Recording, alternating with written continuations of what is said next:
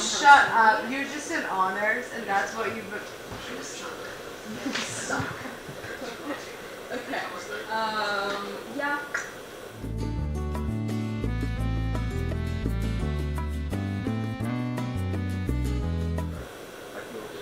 Confidence.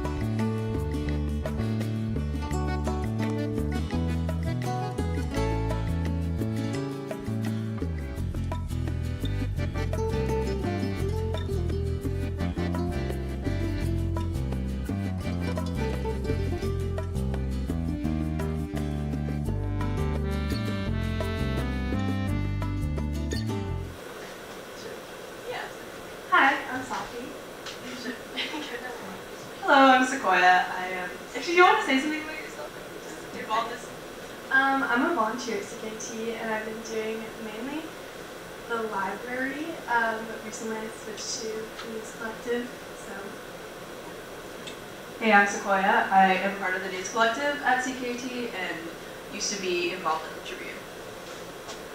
Hey, I'm Wendy, and I'm also a volunteer with the News Collective. Hi, I'm Titon, and I am the regular host of All Things McGill, the CKC section about McGill.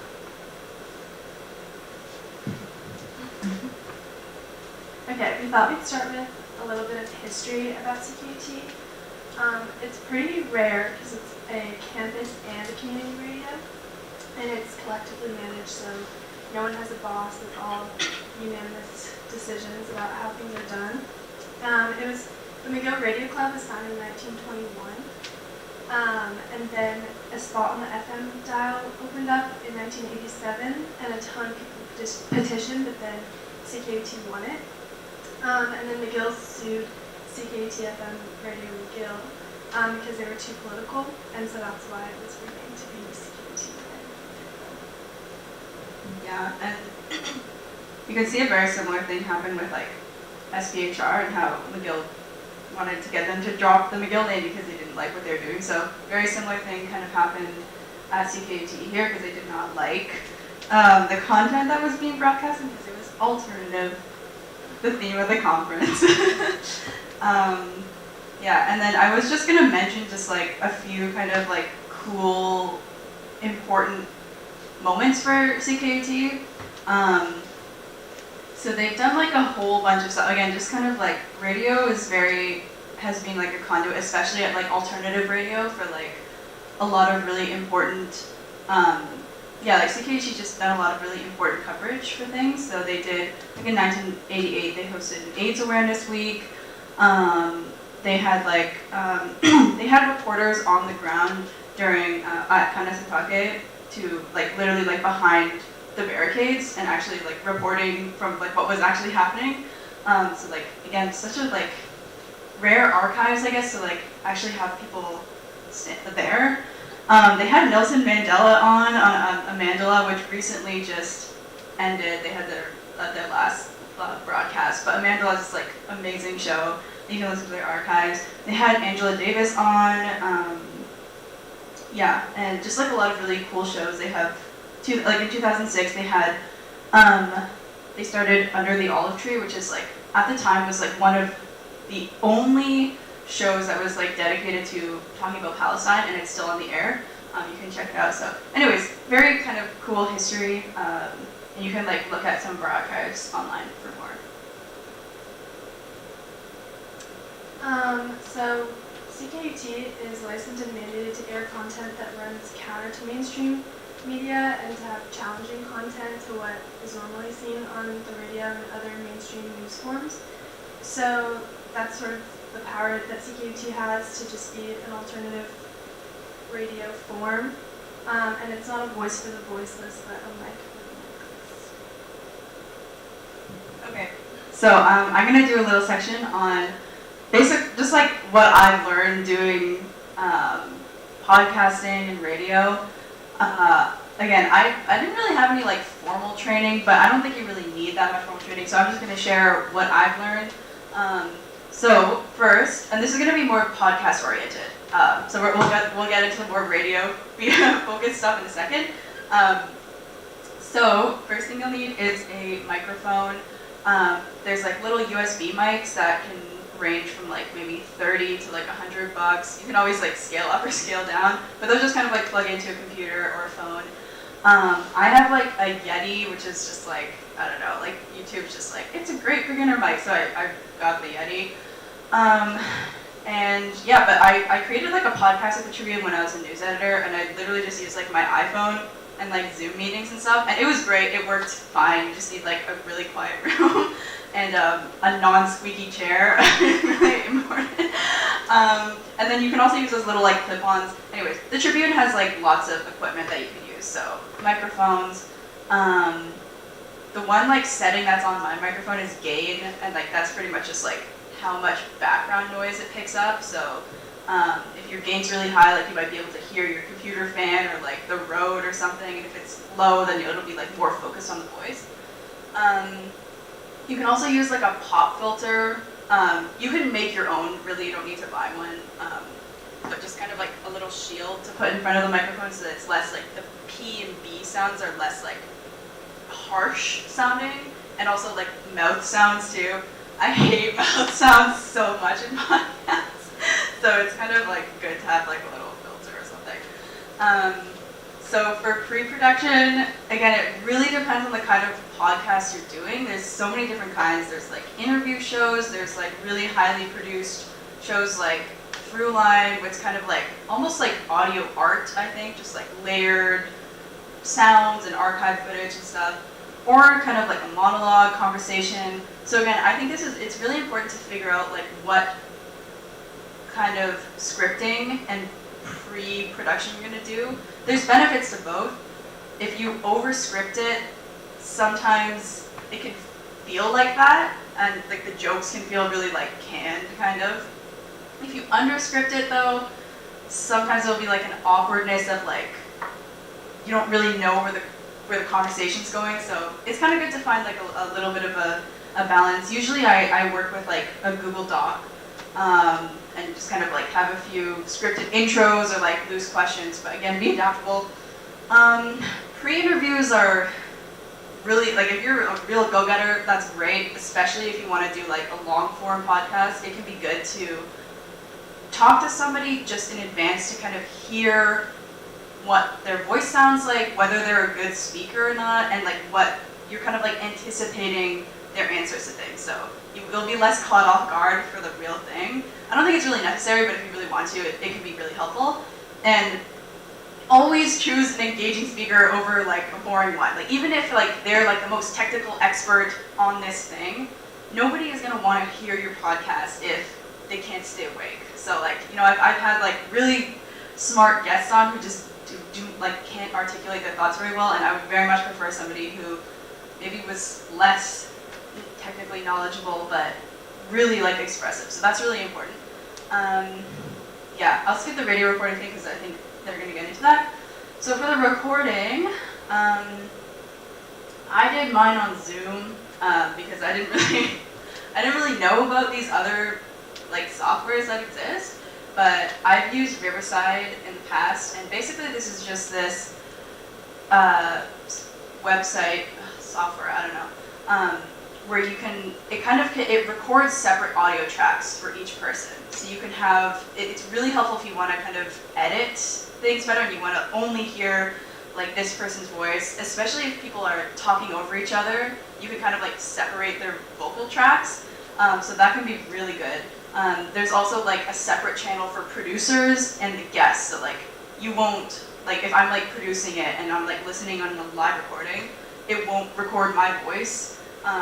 So anyways, there's a lot of these kind of cool tools. You can like adjust like the way their vocals sound, and so yeah, Zencaster is another one of those too. I think Zoom, you can enable the recording of different vocal tracks, but just Google it.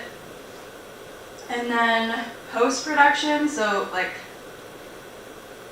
I never thought to do this, but I saw like somebody else do it, was basically transcribing the speech, I guess, into text on like Otter. I think that Tribune has a subscription to that. I don't know if you guys still do. So you kind of have like a whole rundown of the script. And then you can do, like, if you want to edit it, say you have like an hour and a half long conversation and you want to get a 40-minute episode out of it, you can do a paper edit, like on Google Docs. So you kind of have the transcript, and then you're going to go through and just edit like you would a regular doc, and then send that off to whoever your audio person is to cut it. So that can just kind of be a more like visual way to like see the podcast, rather than, because I find editing like with the little waveforms can be kind of difficult. So that can be a very useful thing to do. Fact checking is also pretty important when you're in post-prod, just like making sure people are citing the right facts and stuff. And then the one thing, okay, this is not a good graphic, but in GarageBand, which is what I use a lot of the time. It's okay. Just basically like adding a volume track is really useful. So I don't know, it's like under mix, and then it just says like add volume output, and then that allows you to drag down and up. It's really good for like if you're creating like a radio piece or something and you want to add a voiceover, then kind of like dragging down like creating a fade effect can be really good, or like pitching down some things. Yeah, so I use that like a lot. It just makes for less blocky cuts. And the other thing, which I don't even know how to do on GarageBand yet, but like you could Google it, is just like compression, which basically takes like the high, okay, like imagine a waveform and it's like that. It chops the top off. So it just kind of, it allows like if your audio track is like really, has like high and low volumes, it'll kind of just equalize it. And that can be really good if you're, I don't know, just because sometimes you'll be listening, you're like, it really like hurts. So that's, compression is useful. And then, as you guys know, journalism, tough world, really tough world out there. So like, in many ways what it is to be a journalist is to be thinking about marketing and the business side of things. It's really an industry. So I'll speak a little bit about how you might go about marketing.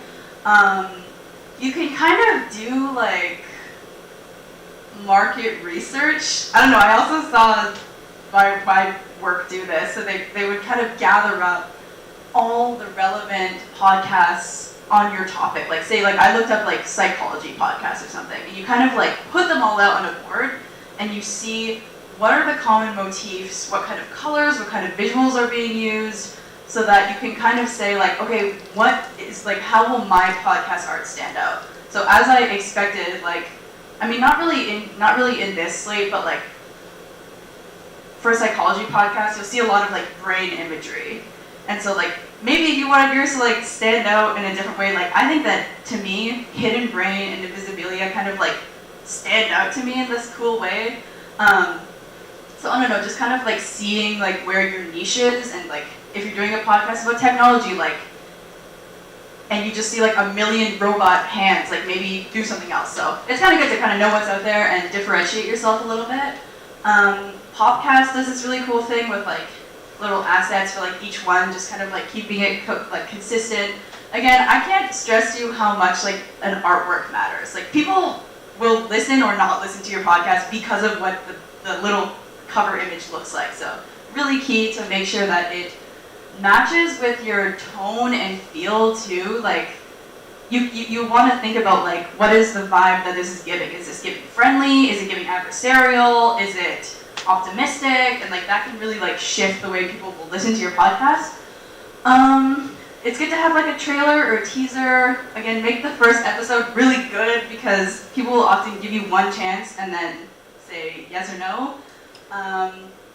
Oh yeah, so getting it out there, this is just more of a technical thing, but RSS feeds, like I uploaded, when I did the news podcast, I uploaded it to SoundCloud first. SoundCloud is a good like hosting platform, and basically it gives you this thing called an RSS feed, which every time you upload it to that original hub, then it immediately gets distributed to wherever else you put it out. So instead of like you having to upload to Spotify, Apple Music, I don't know, all these other platforms, you upload it to one place and then it just goes outwards. So there's different like podcast hosting websites, Libsyn, Podbean, SoundCloud, there's like a million out there. But do that. Yeah, and then just promoting it, you know, posters, stickers, cross-promoting on your other shows, like using that audience space to like get it out there. Doing live events is really cool too. I've been to a few like live podcast recordings, and I find them really cool. Like it's just, I don't know, I really like the format. So I think that could be like super engaging to just see people doing their podcast. Yeah, and then I remember Nora Loretto. Did she do this morning or later? Anyway, she said something that really stuck with me. And she said, you don't need 100 people to like sort of care about your podcast. You just need 10 people to really care. So I don't know, I thought that was a really good piece of advice. Like, don't worry about marketing it to like, oh, hopefully everybody will find this interesting. Find people who are going to be like really invested in it, and then that can like really help. Yes. So I'm going to talk a bit about interviewing. I'm sure this will all be like familiar to you and familiar like thought processes you guys go through with writing or any kind of journalism you do at the trip. But like for me, starting with radio, I think it was daunting to like have a mic and put it in front of somebody compared to just kind of being there and maybe just like having a phone, and that was part of what was really like scary for me because it's such a visual thing that's like reminding the person that you are their words are going to be like displayed and heard.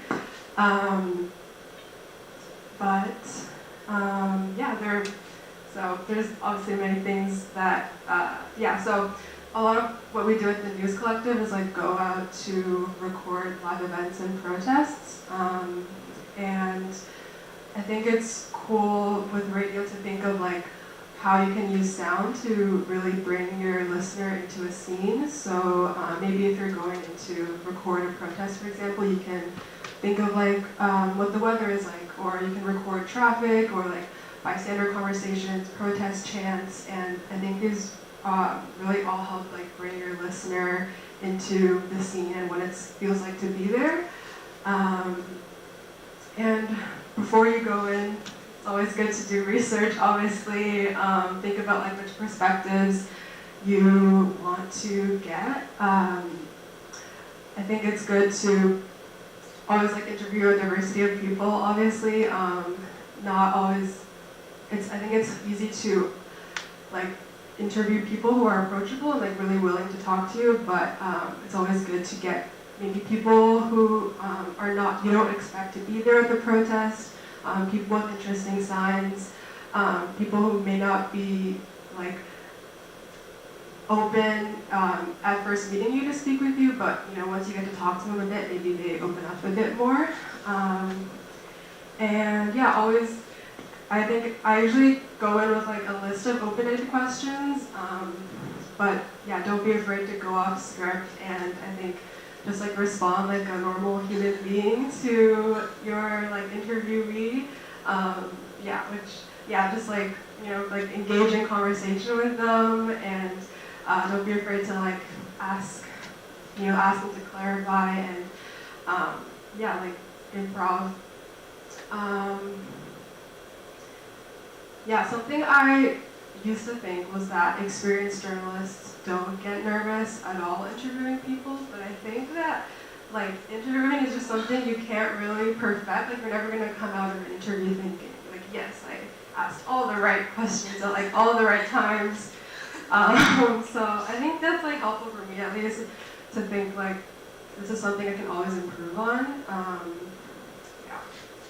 Another tip is just like don't be afraid to keep fishing if you didn't get the answer that, if you didn't understand what their source was saying, or if you didn't get kind of like they were unclear about their answer, what they were saying, you can like rephrase the question again and again until you get what you're looking for.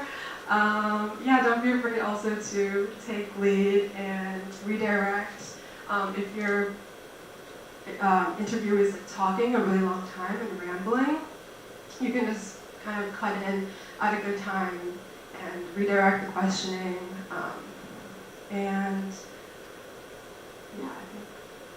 Another thing for protests, covering protests that Jules, the tip that Jules from CKT I think was here in the morning told me is that I think it's good to go beyond like what the protest's overall goal is and speak to and really get behind, like find out why the people you're interviewing are personally here, because most people care about issues but they're not willing to go out into the streets and like protest.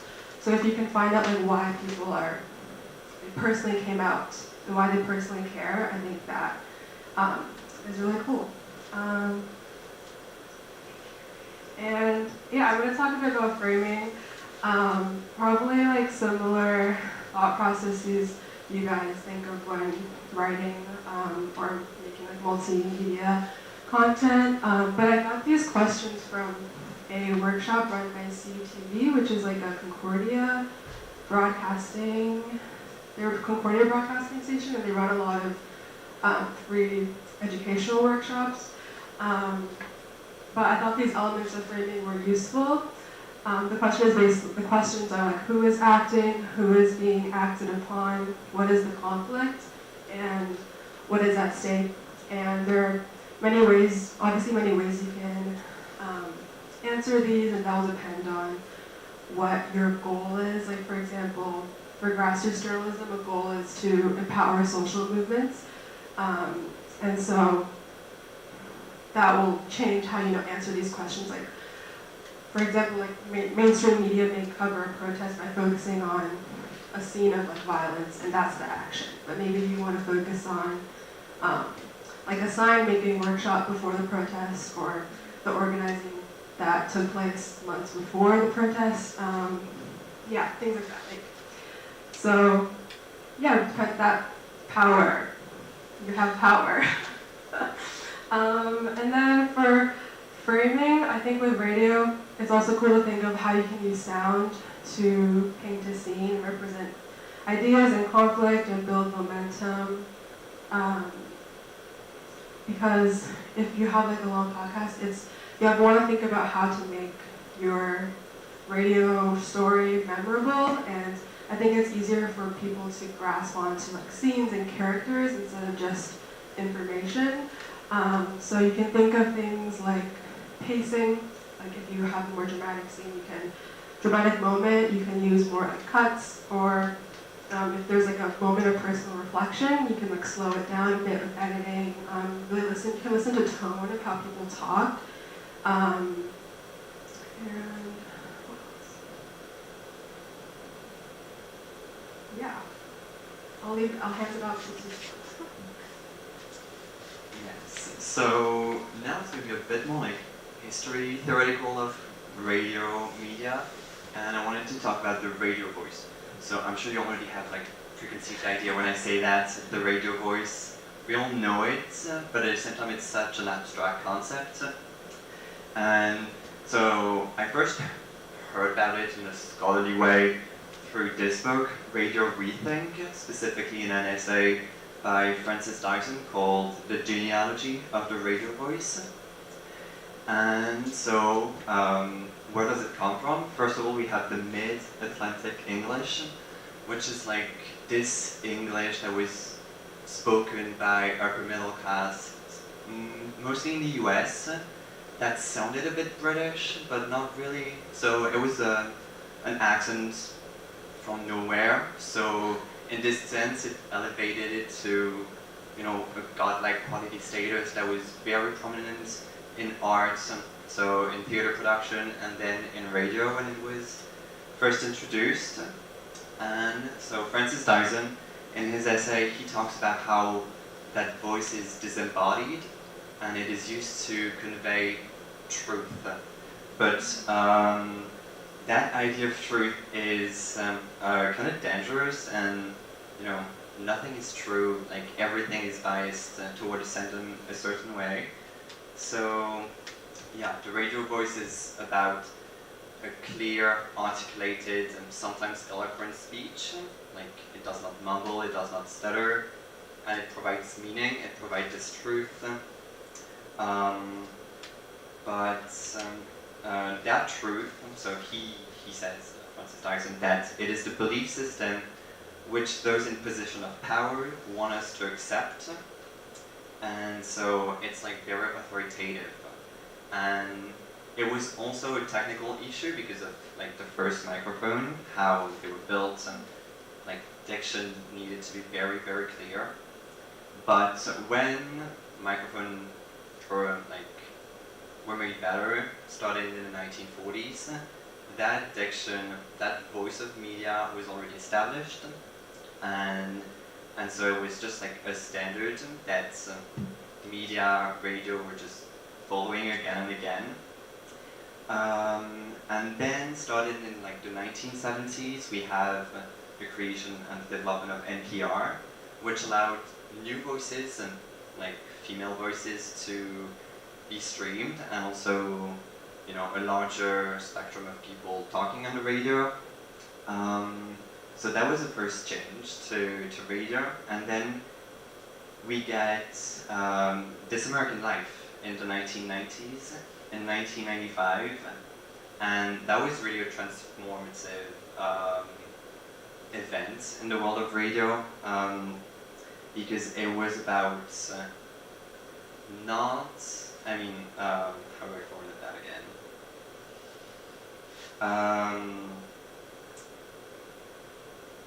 Yes, it's so they described it as the goal of This American Life was to produce a representative sonic portrait of life in the United States. And so they interviewed people, they gave them like a space to talk, whereas before it was very like short clips of people, and the journalists would do the majority of the job. And so this gave a new sound to the sonic landscape, because what I felt to mention so far is that this voice was incredibly white, like white male. This is also what we imagine today when we say the radio voice. And my point here is like, it doesn't have to be. This truth is not to be accepted, and like community radio stations especially, so CKUT is a place for diversity, for representation, and for experimentation. So I would not worry about not sounding radio-like, because in the end that's not necessarily something you want. Like, of course, when we think about like CBC and NPR, like they still have this distinct diction that's important, because you still want your voice and your speech to be clear and understandable.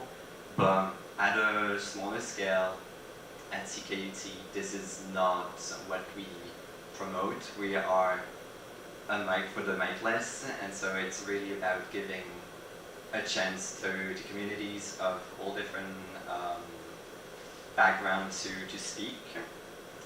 And so, about that, I give the example of Audio Smart, which is a podcast that started in 2008 at CKUT, which was about queer issues, feminist, and so it was very conversational, and it was definitely out of the mainstream media, and that's also something that we see in nowadays with podcasting. That's an easy access for people of all different backgrounds to talk. Like, I listen to a lot of literature podcasts, for example, and it's very conversational. Sometimes it's just like two girls talking about their favorite books, and they do not care about sounding radio-like. They're just like passionate, and so that's my point about this slide. It's that radios can and should sound like you, and how you want it to sound like. And the heart is just the continuation of Audio Smart that moved to New York and then to Chicago, I believe, and eventually to Toronto. So that was my little example. And now being live on air, it's similar to the radio voice. I feel like I use that radio voice in very specific ways. It's very good when you introduce your show. So you might have a jingle, a pre-recorded intro. So that's good, because then you don't have necessarily to talk right away, and you have a few seconds to think about, to prepare yourself and to get ready to talk. But then having that radio voice, or that more, elevated speech, makes it clear what your listeners are listening to before you start the content. And then, I summed up how to come up with something to say, notes, feelings, and vibes. So as Sequoia was saying before, you need some notes, because you need a plan, you need to know what you're going to talk about, at least a little. So then it's like to each their own, to make it very detailed or not. And in the end, it's also feelings. Like, feel free to go off script. If it's an interview, feel free to respond and to maybe drop a few questions. It's okay. Like, in the end, it's also about the conversation itself, and so you want it to be natural, to respond, to have an engaged conversation. I think that's more interesting than just trying to get specific answers and specific issues with the person you're speaking with. And then vibes, it should also be fun, especially at CKUT. This is a community radio station. We're here to learn. That's also a first thing. We're here to learn, to educate, and to have fun. So yeah. And then on a more practical matter, if ever I'm losing my train of thoughts, I'm not sure what's going next, there's like a few ways to gain a few seconds and to maybe go back into your notes, figure out where you're at, what's still the very important things that you need to mention.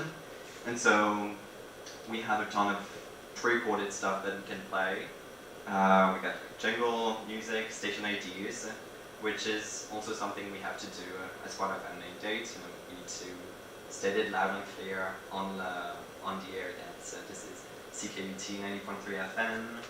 We also have ads and pre-recorded segments, and also for pre-recorded segments, that also comes with the preparation of the show. So if Sequoia or another station volunteered give me a pre-recorded segment that they did, like an interview, they went to a protest, it's just part of the preparation. I need to know what's in it, so I need to listen to it, and I need to know if they just gave me the recording very, very plain, or if they did an introduction already. And so to know if I need to introduce this segment very specifically, to give like some more details about the dates and the people talking, or if that's already said in the pre-recorded segment, and so we don't want to just repeat it. So yeah, I don't know. Do we have the sound on? Ooh. Can you Maybe. Can you try to click here? Ooh, yes. Yeah. Oh, sorry. Great check. This is Angela Davis. You're listening to CKUT 90.3.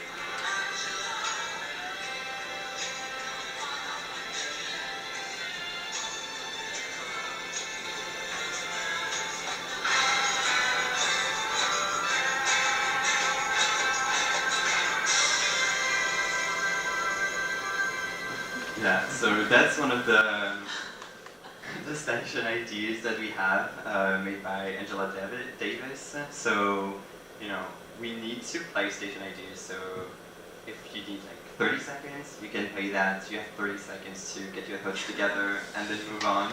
And they're just like really fun to play. So yeah.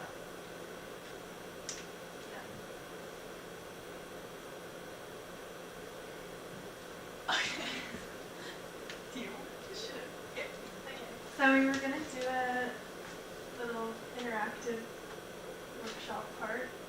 So we're gonna have you guys look around the room at anything that you see, and then think of ways that you could make what you're seeing interesting, how you could tell its story, what you would record, who you would record, any ideas of anything.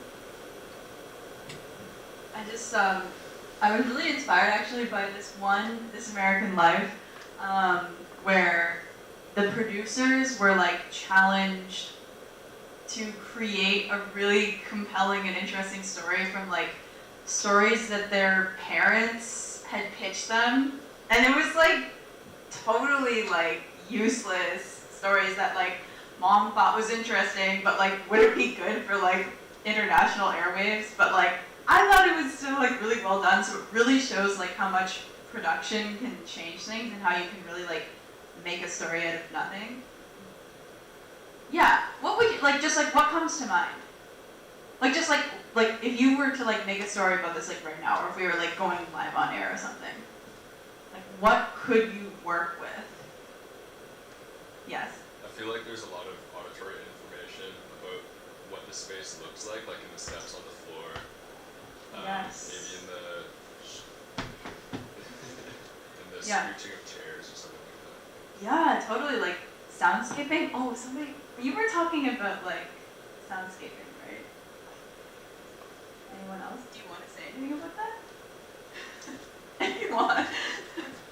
I don't really know what to say. I wrote like a whole paper about it though.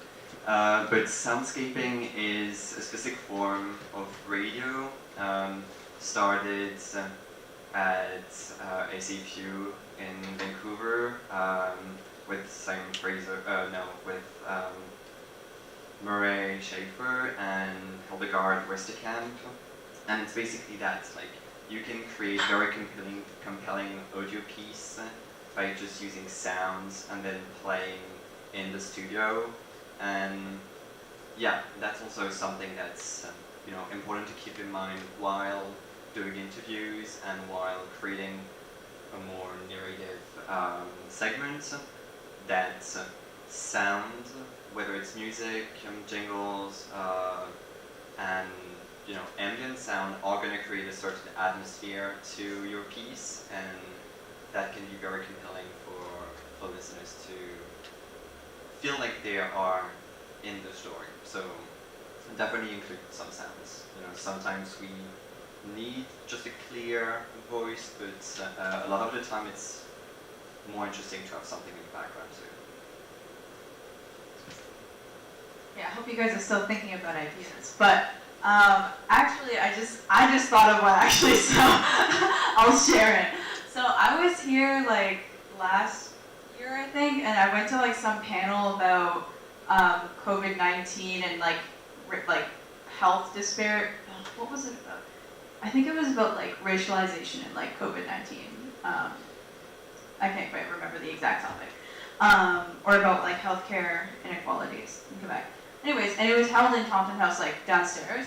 And then one of the panelists like was talking about retrofitting old buildings and like making new buildings accessible for like ventilation, because that was like a big problem. Like just a lot of these buildings have like terrible ventilation, so like no fans, no like ducts or whatever. And then they like pointed to here, they're like, oh yeah, like even this building, like we could not properly ventilate this place without basically like tearing it down.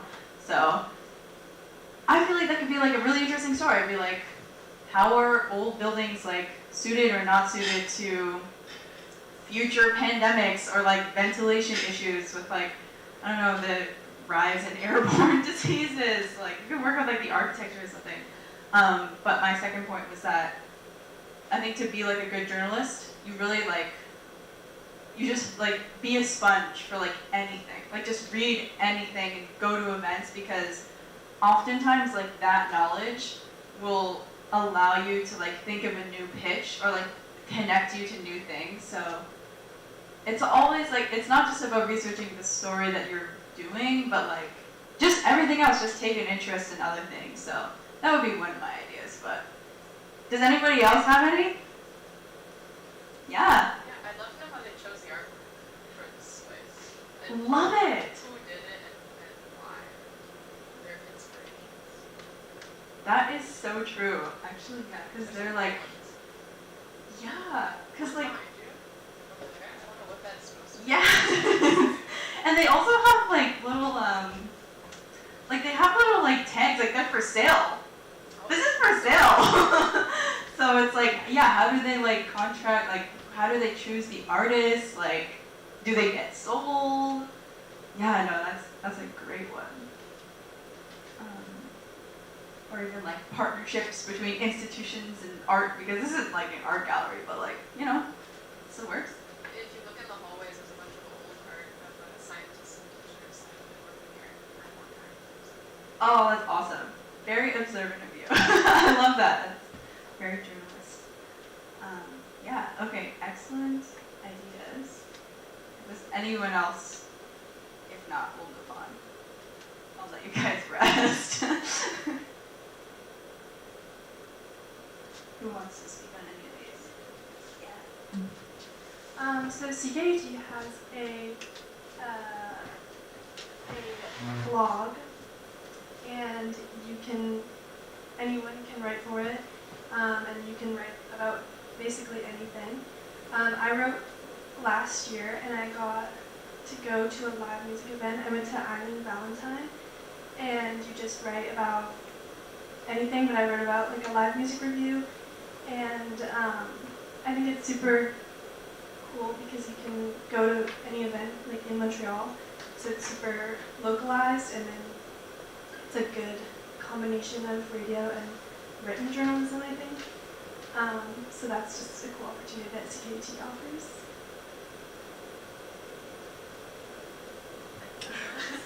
Yeah. So there's, I don't know, this was just like some like, I don't know, resources that we've just come across. I'll say like the ones that I know about.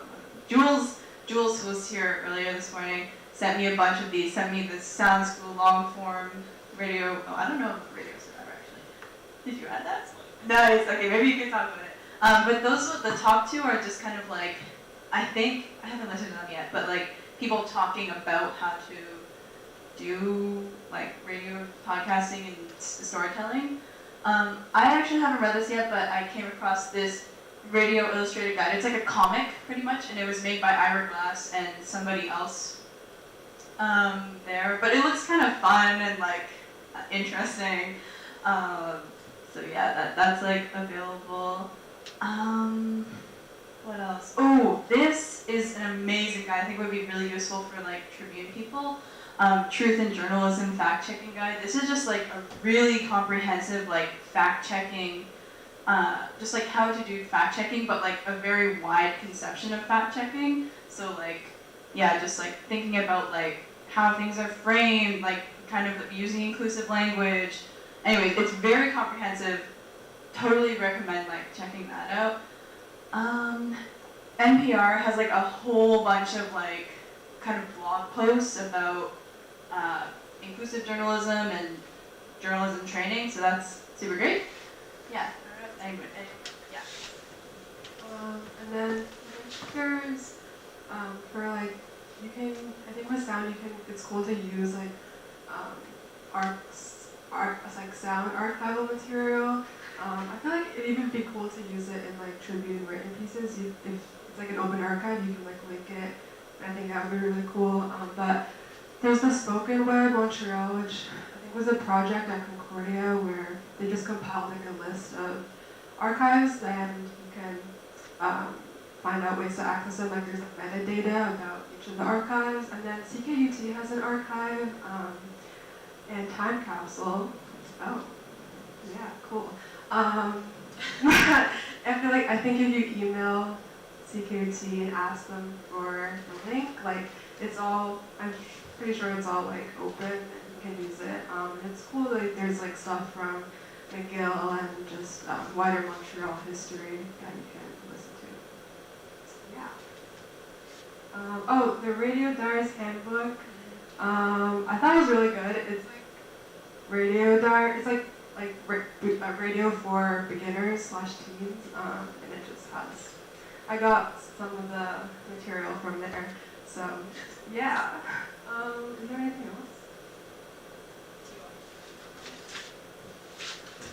Yeah, so on there I put the Radio Survivor podcast, which is more history about community radio stations. So it's very, very interesting. It's about like the development of campus radio station and then how it evolved. And it's just very interesting to see how they have always been a place for alternative journalism and alternative voices. And then the Trenton and Atlantic Public Media, they're also both great resources. They actually funded the Sound School podcast. They also do the radio exchange program. So yeah, they have a bunch of resources for workshops and how to make compelling audio narrative stories. Okay, that that's the end of our presentation. Well, maybe I think we have like 10 more minutes if you guys have any questions. Or we could just have a, just conversation. Yeah. Well, I was wondering if you had more tips on reducing mouth sounds. Oh. Also, it's Yeah, it's really hard. It's a skill, honestly. But it's true that the screen can help a lot. And then the other thing is, I would always recommend wearing headphones that are connected to the microphone, so that you can hear yourself, and I mean, not yourself, but the voice that goes in the microphone back to you straight away, so you know how to modify your speech in the moment. So yeah, especially with live radio, because it's a bit more, you can do more in post-editing with that. With like, if you have a peak, you can do compression, and that would also help. And other than that, just mouth sound in general, that's like drink water, and then just clip if you know, cut every single piece if you need. That's a really good point to like hear what you sound like when you're recording, just in case. But I would also say like you can put like a sock or like a little piece of fabric. A sock I think is good, as long as you're not like moving it around too much. If you have like a stable mic, that can be good. You can also like do DIY pop filter. Like you could, I can't even remember, just like Google it. Like I'm sure you could just make your own by like stretching a piece of fabric over something. I don't know. But yeah, so that can be good. Anyone else? Yeah. You guys talked a lot about soundscapes. What are some other ways that, like, you would say that radio stands out from, like, print journalism or documentary, besides just the sound aspect? Like, what are some of the other opportunities that you really appreciate? That's such a good point. Does anyone want to weigh in on that? I mean, just like as a listener, I think radio is really cool, or I guess podcast, is that be the same kind of thing.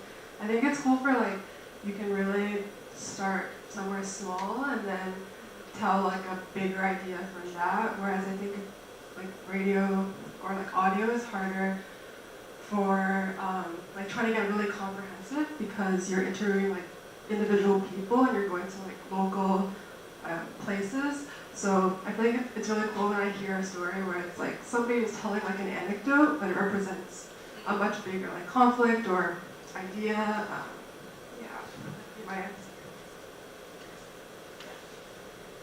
The other thing I would say for radio as a listener is like you can hear the inflection of people's voices and stuff. So even if you were to read it as a quote, it might have impactful word choice, but like if you can hear the person saying it, it just has some sort of emotional layer that's not received in written, I I would also just say like I really like the back and forth of it, because I think people are given a chance to fully express themselves, and you can like ask them back and forth. And there's also like something very democratic about like call-ins. Like a lot of radio shows do call-ins. They open up a line. They're like, give us a call when we're on air. Like, give us your thoughts. Like a lot of the political shows do that. They'll be like, I mean, even SCBC, Cross Country Checkup, you know, they just get random people to call in and just be like, I hate the carbon tax. And they just kind of like give them a chance to speak. So that can be really cool, because you're actually like part of the journalism. You're making it. You're making the story.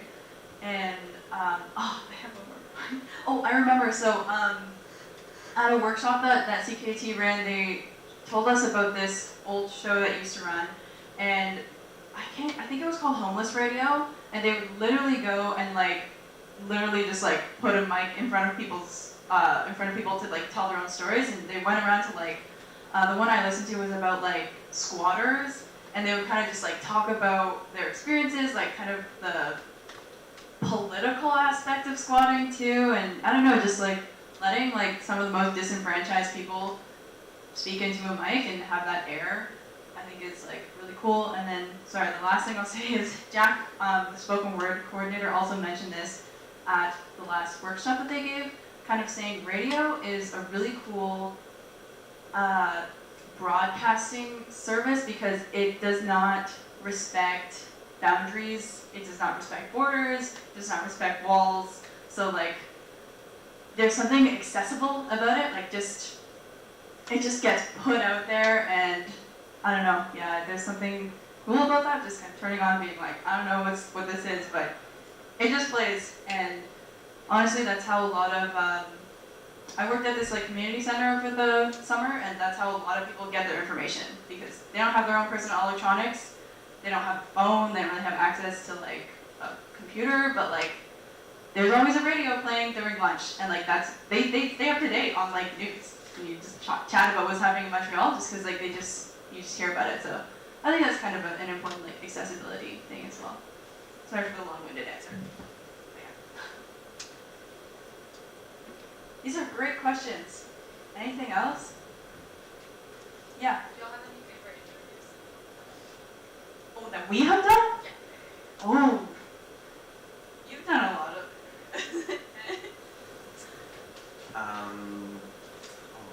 I think my favorite piece was definitely going to a mixed way reading, poetry reading, because it was on site. So that's also something we haven't talked about, like the difference between studio and on site. And so I think this gave it more depth and perspective because people were comfortable. You could also like really get the feeling and the sounds of how that night was going. So yeah, that was definitely a favorite of mine. Even though like in studio interviews also a great way to just like get people talking. Like this is a dedicated time for them to speak about what they're passionate about. I think probably like one of the shows we did for Off the Hour, which was just like a monthly news show every first Friday of each month. And we like interviewed, the News Collective interviewed like a bunch of representatives about the student strikes at Concordia and McGill, and yeah, it was just really great because we got a lot of different perspectives from Concordia and McGill, and they were really informed, and they just yeah, like spoke really candidly about like the organizing experience. And I think a lot of that information was just like, I think with the strikes, a lot of that information I didn't even know, and so I think I just learned so much from doing it. Yeah, I was also there during that recording. It was actually awesome because I feel like it was coming at a time when like student opinions about the effectiveness of strikes was like contentious. Like people were like, what's the point of striking? Why would you do that? You're just punishing McGill, like there's only like a couple hundred people on strike, like this doesn't make sense. And honestly, like I was also kind of like skeptical. I was like, I don't think that's very like effective or whatever. And like that interview like profoundly changed the way I thought about striking, because like Hannah Jackson explained the like political and economic like push behind it and why it was like strategically effective. And it was very good. It was like, even for me as an interviewer who was like very up to date about like the details of the strike, was still kind of like, but then it was like so clarifying. It was really cool. So I hope that it clarified some things for. It was Gazal's. It was Gazal's idea to Yes. handle, so thank you, Gazal. Shout out to Gazal. Okay, any last questions?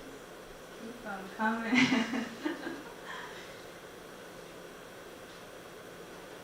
you maybe want to give like a few tips on how to get involved with CKT, like people interested?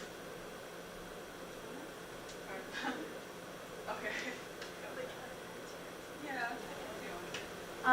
I mean, I would say it's pretty easy. You can just email, and then you get a volunteer form, and you can get a tour of the station and decide which section you would want to be interested in. They have music, social media, music library, news collective. Actually, I'll say like a little thing. if you're interested in joining the News Collective, just come up to one of us. And yeah, we'd love to have you. Yeah, Slack. But yeah, so the News Collective is just like, as Stephanie mentioned, just kind of like a loose volunteer group. And yeah, so it's good to kind of, if you want to like just pop in, kind of see what's going on. Yeah. But yeah, I will say CKT is like very backlogged, so don't be offended if you don't get an email back for a while. It's just that like there's very few paid staff, and so like a lot of them are like seriously overburdened with like doing tours. So it's not personal, but just stay at it. And I don't know, yeah. Or like pitch something really specific, maybe. I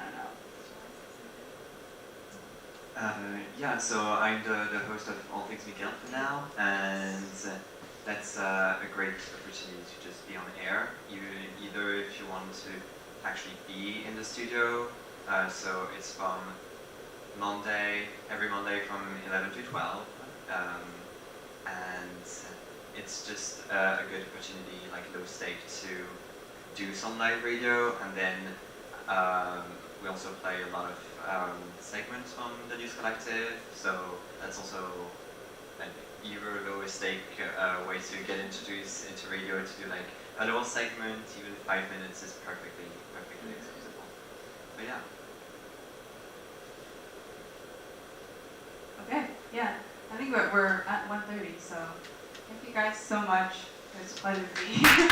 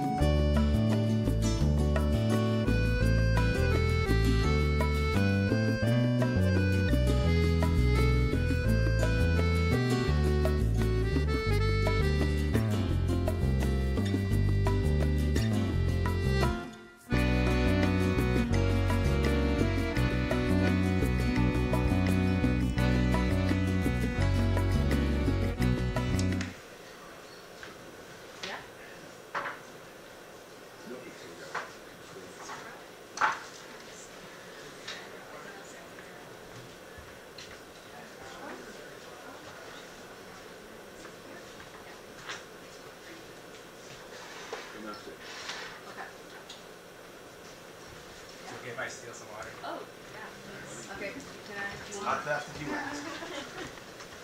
You think Should it's we a get good? a I cup can for you? bring a table. Yeah, you will here. be amazing.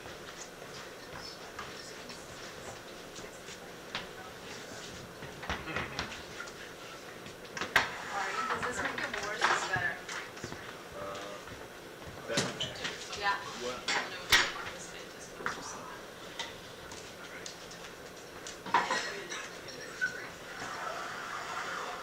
Well, I was like vibrating when I talked to her. Yeah. Is it going, Pablo? Sorry. Right. This is mine. This is yours. How old's your kid now, Mark? A year and a half. Oh, yeah. That's where it really fast forward happens now. Yeah, It's yeah. insane. Yeah, it is.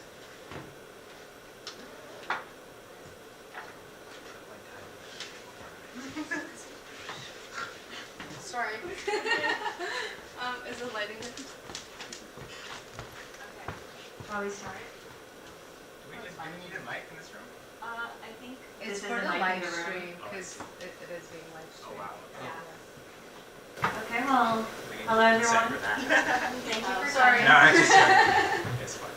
Okay, well, I'm super excited to moderate this panel on independent journalism.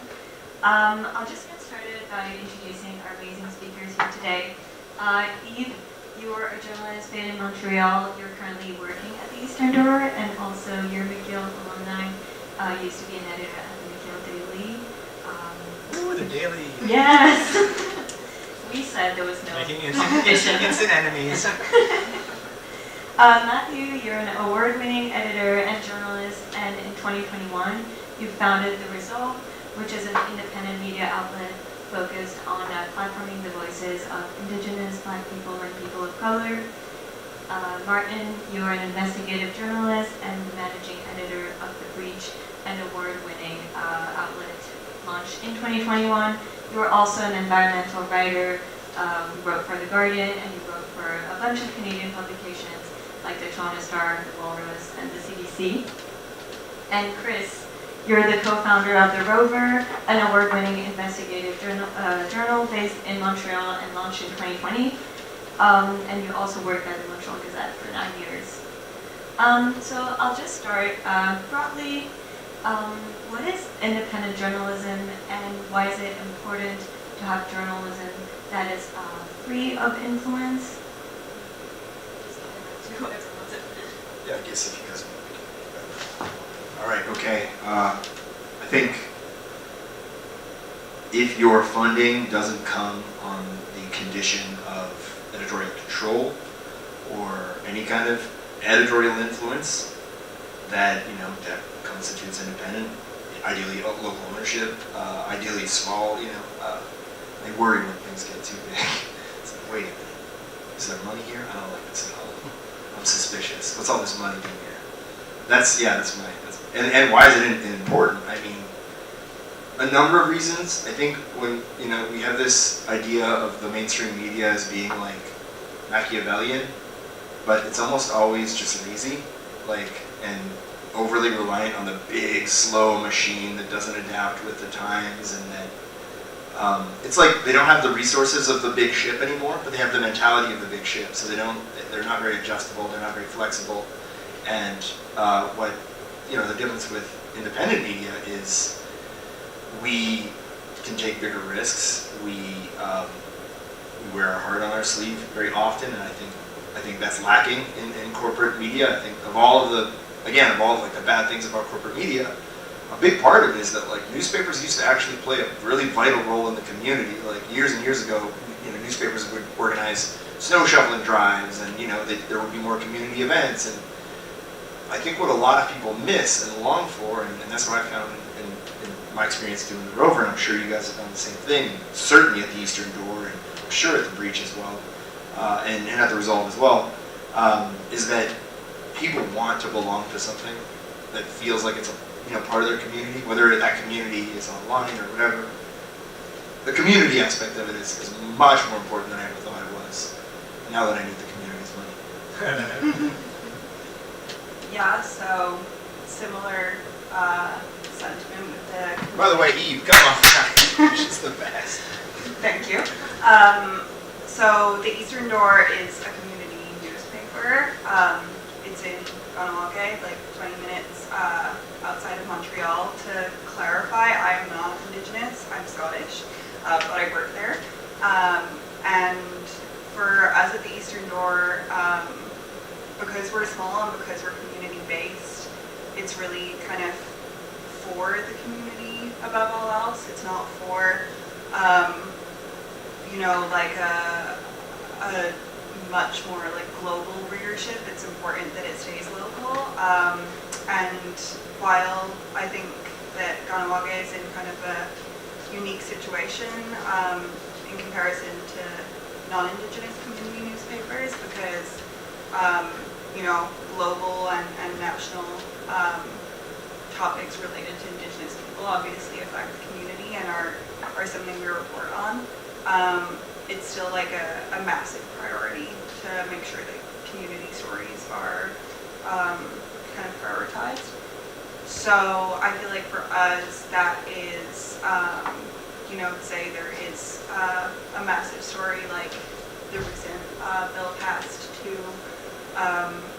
give kind of jurisdiction of child and family services to Indigenous communities. We've found it very important to make sure that we speak to people in the community who say we're in foster care, to kind of understand more how it personally affects the community.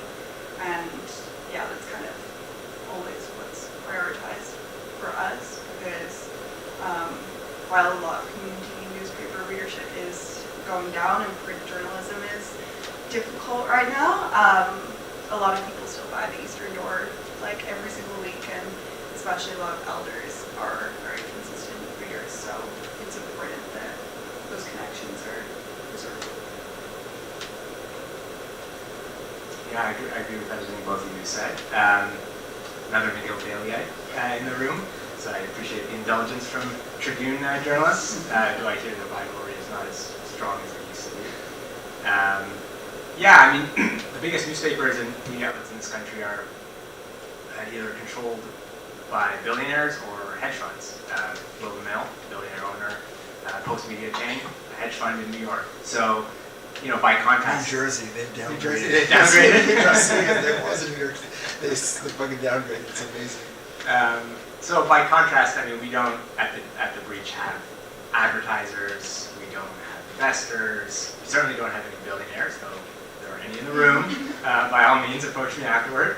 And being independent of power and of money means that we can be critical and skeptical of power. It means we can be hostile, even antagonistic towards power and money, and that undergirds everything we do as independent journalists.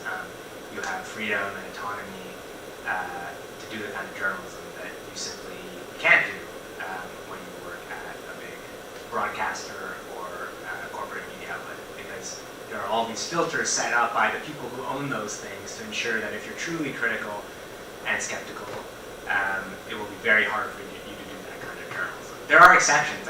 Christopher, to his incredible credit, when he was at the Gazette, which is one of those post-media outlets, still did that work, but I'm sure he can tell you that there were some express That's limits. very nice of you to say. That's very kind. Thank you. Limits and boundaries to what is possible. It was more. It was more. At first, I think they let us they let us do Indigenous reporting in Indigenous communities because I think they saw an opportunity there. Allison, do you mind? Sorry, Yeah, I'm sorry. I'm sorry. No, that makes sense. It was where I came into problems was anything that required a lot of space and time, and these subjects, as you know, they take space and time. You need to explain things well, and you need for it to be placed prominently to do well, and that was always a problem. And I think we artificially try to insert fairness sometimes, or objectivity sometimes, when the set of facts lead you to one inevitable conclusion. Well, what about But I think a lot of it's just laziness. I saw it all the time. Laziness, and maybe this self-censoring. Does that make sense? Yeah. I would I would gently suggest that the laziness is a structural feature of corporate control and ownership. You know, like that's 100%. and it induces structural even stupidity, I think, because it enforces. You know, I mean, if you're publishing a story or two a day, you can't learn an issue with the kind of context and depth that it needs for you to publish what needs to be published, and then they probably won't even let you publish it. So, and I would also hazard that you radicalized politically. Over the years as you worked on these issues. You're right. That also probably made it harder to do the kind of journalism you wanted to do at a place like that. Anyways, yeah. So I'll leave it at that. Yeah, we're gonna add to that. I mean, it's definitely laziness, 100%. I also think it's Machiavellian. Like, there is absolutely intent to control messaging and keep certain voices out of the space. It's not necessarily like overt, the kind of control that happens in like corporate outlets, and not just corporate outlets. You talk about self-censorship, it's definitely a piece of it. It's not necessarily like it's not that the publisher ever says don't write about this, but it's like what you do in terms of, do you think this will upset your boss? Does your boss think this will upset their boss? So the incentive is to write this story because you'll get a series of rewards, right? Yeah, often the message is like not ever overtly said, don't write about Indigenous issues. It just happens as sort of these like subtextual messaging. Like you publish a story that they don't like, and so then maybe they kind of go, that was an interesting story, bro. That's all they have to say. And that kind of like delivers the message to you, okay, this does not make my boss happy. And so you end up with like all sorts of levels of censorship. You know what, can I take it back? It is kind of Machiavellian. And I was thinking of the CBC Gaza thing, like, just don't say the word, just don't say it. Just don't say the word. It's not happening. Yeah, it's ridiculous that. But Hamas, that's what you can say. Yeah, don't say Palestine. Don't say Palestine.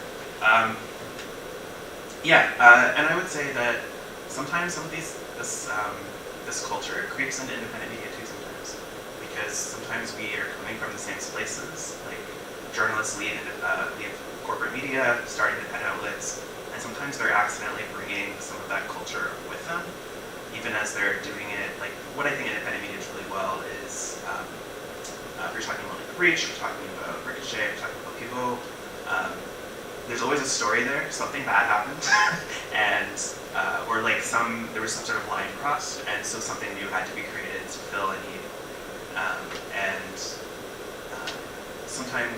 Sometimes even though we're addressing needs, sometimes it's Rabble was started 21 years ago, and it was done because there weren't enough progressive voices in the media, and there weren't enough. I think specifically there weren't enough women centered in the media, which was a great thing, and they did really well in sort of countering that. They also like completely forgot racialized people. They completely forgot indigenized communities. And so like there's always like room to grow and room to change. And I think that's the real power of independent media, is because we don't have the same sort of corporate overstructures, there is a lot more room and agility to change and to be more responsive, which is why you see like all of the great coverage around Palestine and Gaza right now. It's all coming out of independent media. Who have a lot less resources and a lot less capacity, but they're really picking up where the like mainstream is dropping the ball. Thank you everyone for these great responses. Now just changing the topic. In August 2023, Meta, which owns Facebook and Instagram, banned news content on its platforms in response to Bill C-18. Now I know that a lot of small outlets and independent outlets rely on social media a lot to reach readers and build a community. How did the Meta ban impact independent journalists and outlets? So I think we were already approaching, we I think already arrived at a point where we could no longer rely on social media that much to give us that boost, to draw people to our and there have been studies like where people try not publishing on Facebook and they see their web traffic and there's not a huge difference. But before this happened, it's not like it was great anyways, but for us anyways, it was part of our growth strategy. We hired Savannah Stewart this summer, and she, I think she quadrupled, or subscriber engagement in a month on Instagram. And we need to be doing this as independent outlets because, you know, almost every time we gain a new subscriber, like, we're losing a new subscriber. You know, it's not everybody has a ton of money, and certainly not everybody on the left has a ton of money. So right away, you know, it tapped the brakes on our growth, and that started to hurt us financially in the short term. But it's also, I'll be honest, and I think the law was the way that the Liberals went about passing the law. They didn't consult Martin and I, and they certainly didn't consult anyone here really. Like there wasn't a lot of lobbying was done by the big companies so that the taxation structure and the incentive structure would benefit the biggest companies and not us. And they would even have these, like, and a lot of the funding has barriers to access in terms of like, well, you need 2 employees before you can apply for this and that sort of thing. So I think what it did was it forced me to realize you can't rely on Daddy Trudeau, you know. They're not going to do the right thing. They're going to do the easy thing. And, you know, you can't rely on big tech because, you know, sometimes crybaby billionaires buy websites and turn them into some weird shit. And you have to kind of find your community. And that's like in person, IRL is not easy. It takes a lot of work. And since is it C18? Am I thinking of C18? Yeah, since C18, I think I've been working 7 days a week. I went to the doctor and he was like, hey, you're burnt out, you should take some time off. Can't afford to. How about I give you some Ritalin? So, you know, that's what it's been like for us. For real, man. I got a stockpile at home. It's the worst. I cannot describe how terrible it's been for us. Not only from just the general point, like you're saying, of wanting people to see our stories, but the entirety of Ganawage lives on Facebook. Yeah. And my Facebook friends list since starting working there nearly 2 years ago, I think, has it's in the thousands. Everything happens on Facebook. I'll log on to Facebook and I'll see people posting what the drama is in town. It's where we find a lot of our stories as well. So that was honestly the primary place that people from town engage with us.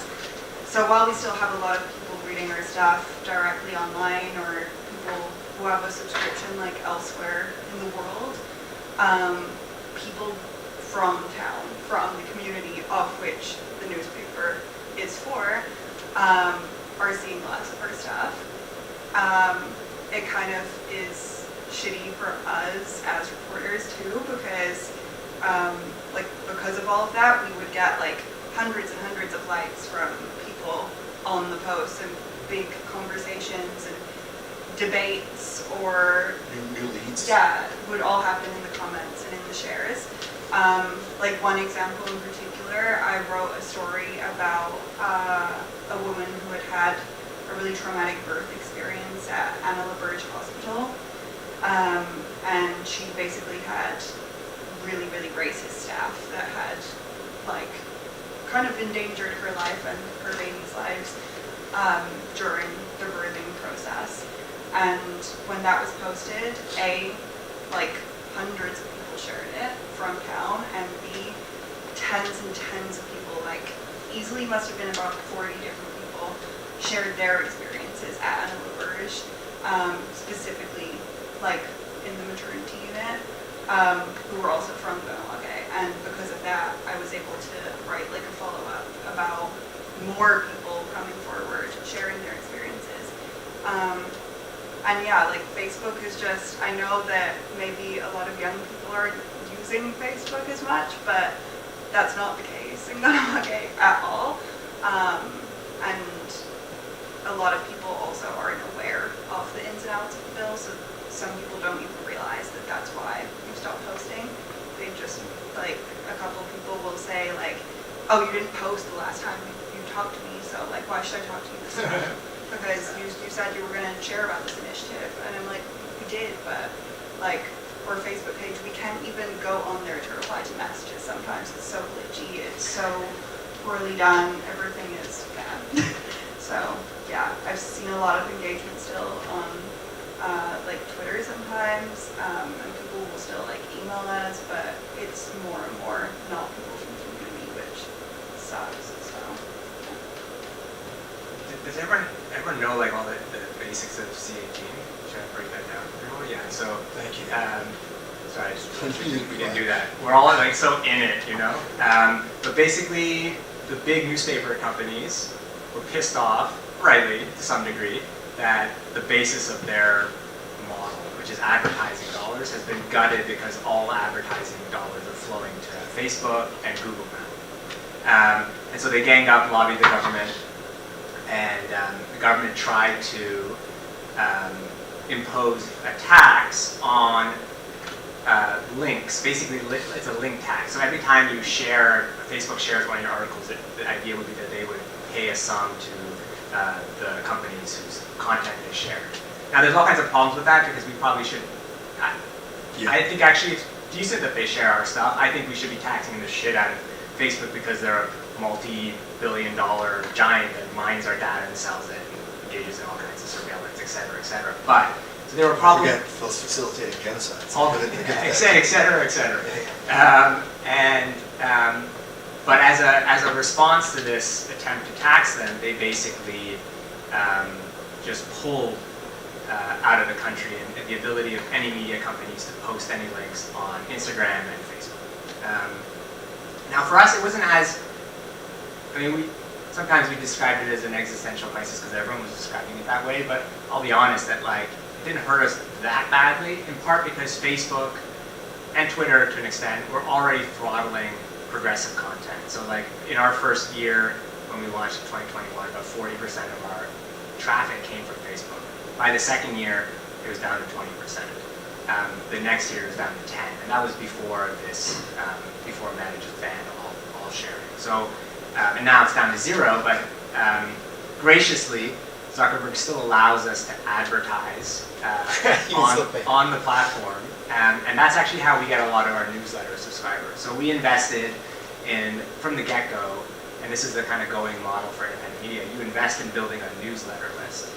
If you get people's emails, that's a corporate platform too, Google, Gmail, but at least you have more reliability in reaching your audience. And so we built up a newsletter subscriber base of 35,000 people.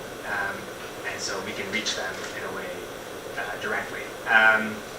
So it didn't hurt us too badly. And we still generate more newsletter subscribers through Facebook ads, and we spend a lot of money.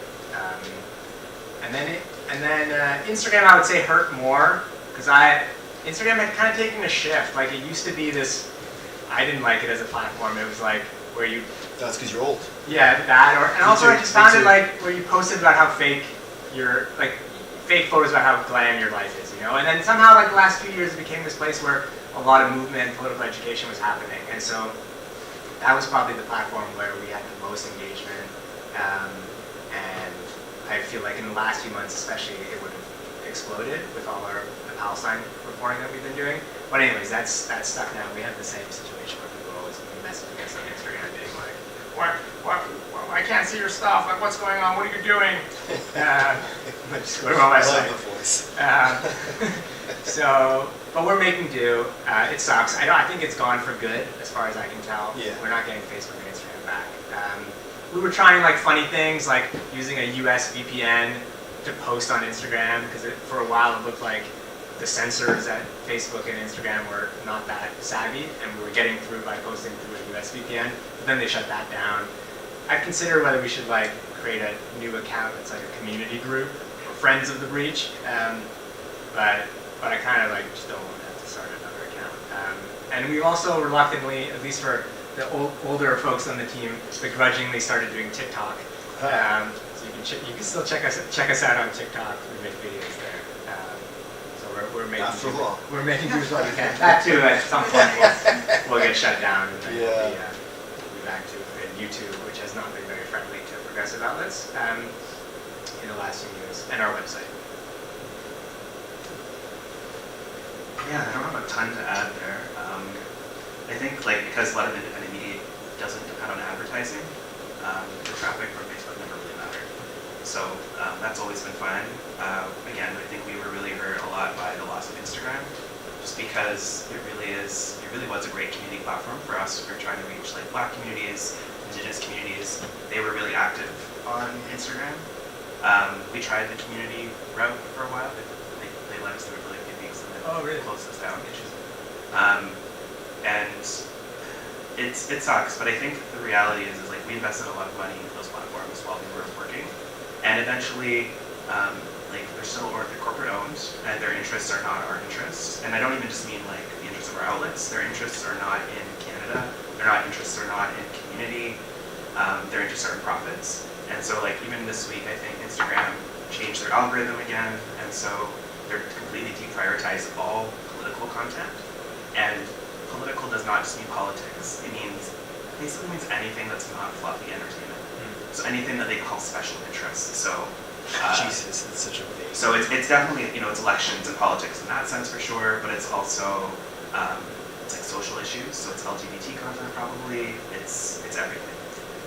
And it's really because it's not advertiser friendly. All they want is like kitten videos and fashion videos, and so like that's what those platforms will eventually be. So I think it's really, we have to find new ways to reach people. It sucks, like especially for communities that are on Facebook and on Instagram still, because it's really created this black hole of like quality information.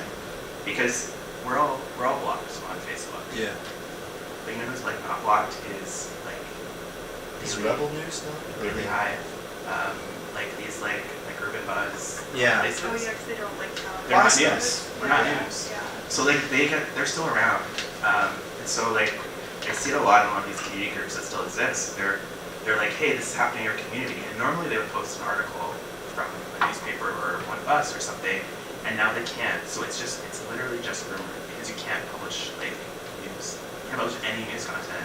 So all you're left with is the rumor and the innuendo. And so there's these like huge black holes around anything, especially like these community discussion levels. And you just really want to go in and be like, hey, that's not what's happening, but you can't.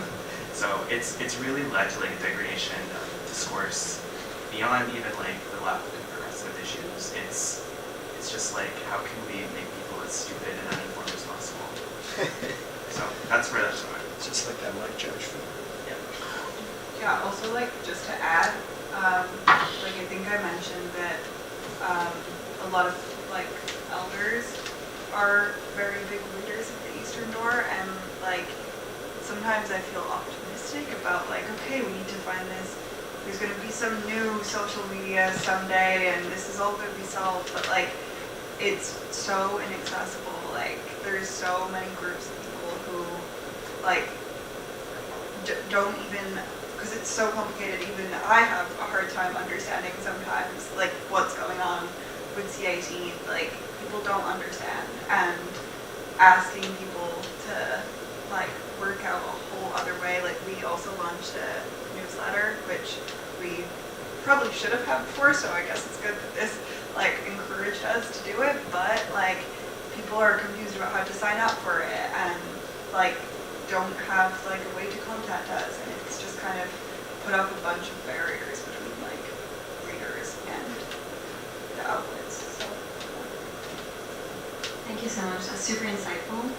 Now I want to talk about trust, because there was a survey published by Statistics Canada last year that revealed that 37% of Canadians, so less than half, reported to have high confidence in Canadian media.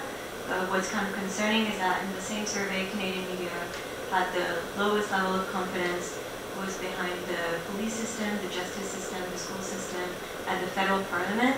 So I've got two questions here. First, why is there such low confidence in trust in Canadian media?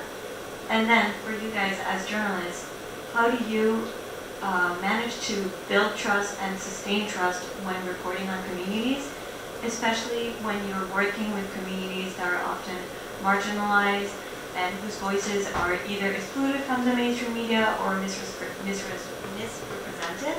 How do you manage to build and sustain this trust? And maybe I'll give the mic to Matthew first. Yeah.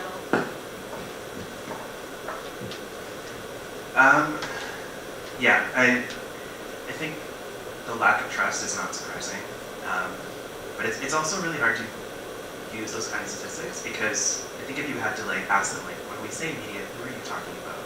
Because like, I think we're talking about media. Are they talking about the National Post? Are they talking about like their local community paper? I think there's varying levels of trust depending on who you're talking to and like what outlet the outlet is, and also like just the history. I think Canadian media has a bad history with a lot of marginalized communities. That's like the truth of it. Especially mainstream media, and there was years and in some cases decades of just poor treatment of like marginalized communities, whether it's lower income, whether it's racialized, what have you. There's just there are books, encyclopedias of all of the damage that has been done to communities, and some of it is just some of it is like crime coverage. I think has been particularly egregious, and it still is. Even as they've sort of course corrected, it's still really bad. I think The Montreal North coverage a couple of years ago? Or, yeah. Jesus Christ. Yeah. Did a cop write all that shit? Pretty much. I mean, I think even now, even as media outlets have supposedly said, hey, yeah, we need to do a better job of crime coverage, they're still essentially publishing police press releases unopposed without like doing basic like fact checking due diligence. So we wouldn't do that with anything else, right? We wouldn't, anyone else puts out a press release, you get another source, you talk to someone else. Police press releases, just like look at your local paper, local TV station, listen, and they go and they say, according to police. And there's no other sources, they haven't talked to anyone else, and that just becomes like the record. And we know from like repeated back since we have video of so much stuff now, where the police lie. The police constantly lie. So anyway, that's just like one example of where trust is broken between communities and media. But I think it also goes to like, it's not just what coverage they do, it's what coverage they don't do. It's like, if the only time we're writing about your community is when there's some sort of crime, or like, that's a huge thing. I think part of that problem is just like a lack of diversity in newsrooms themselves, right? When everyone in the newsroom has gone to the same like 3 universities, they all live in like the same 3 neighborhoods in the city. And then you would see a lot of coverage that's just about like, what about the traffic in this place? It's so bad, and it's just because literally they all live there. The parking. Exactly. So there's been like a neglect of a lot of communities, and that's not just racialized communities. It's like rural areas, anything that's not Toronto, anything that's not Montreal. So I think like the public has a good reason to not trust us. And so I think there's a lot of work that needs to go into being done. I think it's what a lot of people here are doing, is what the Rover's doing. It's sort of like building trust up one person at a time. It's not burning your sources. It's being respectful of people when you interview them. It's like not showing up when someone's died and like trying to get a quote. It's all sorts of like, it's all sorts of journalism practice that's more community centered, I think. Yeah, no, it's that we can do it one person at a time. We can actually get some real change, but it's 100+ years of damage to undo. So it's slow. It's like hard work. It's thankless work, because it's not really like, it's not something people should be grateful that we do our jobs well. It should have always been that way.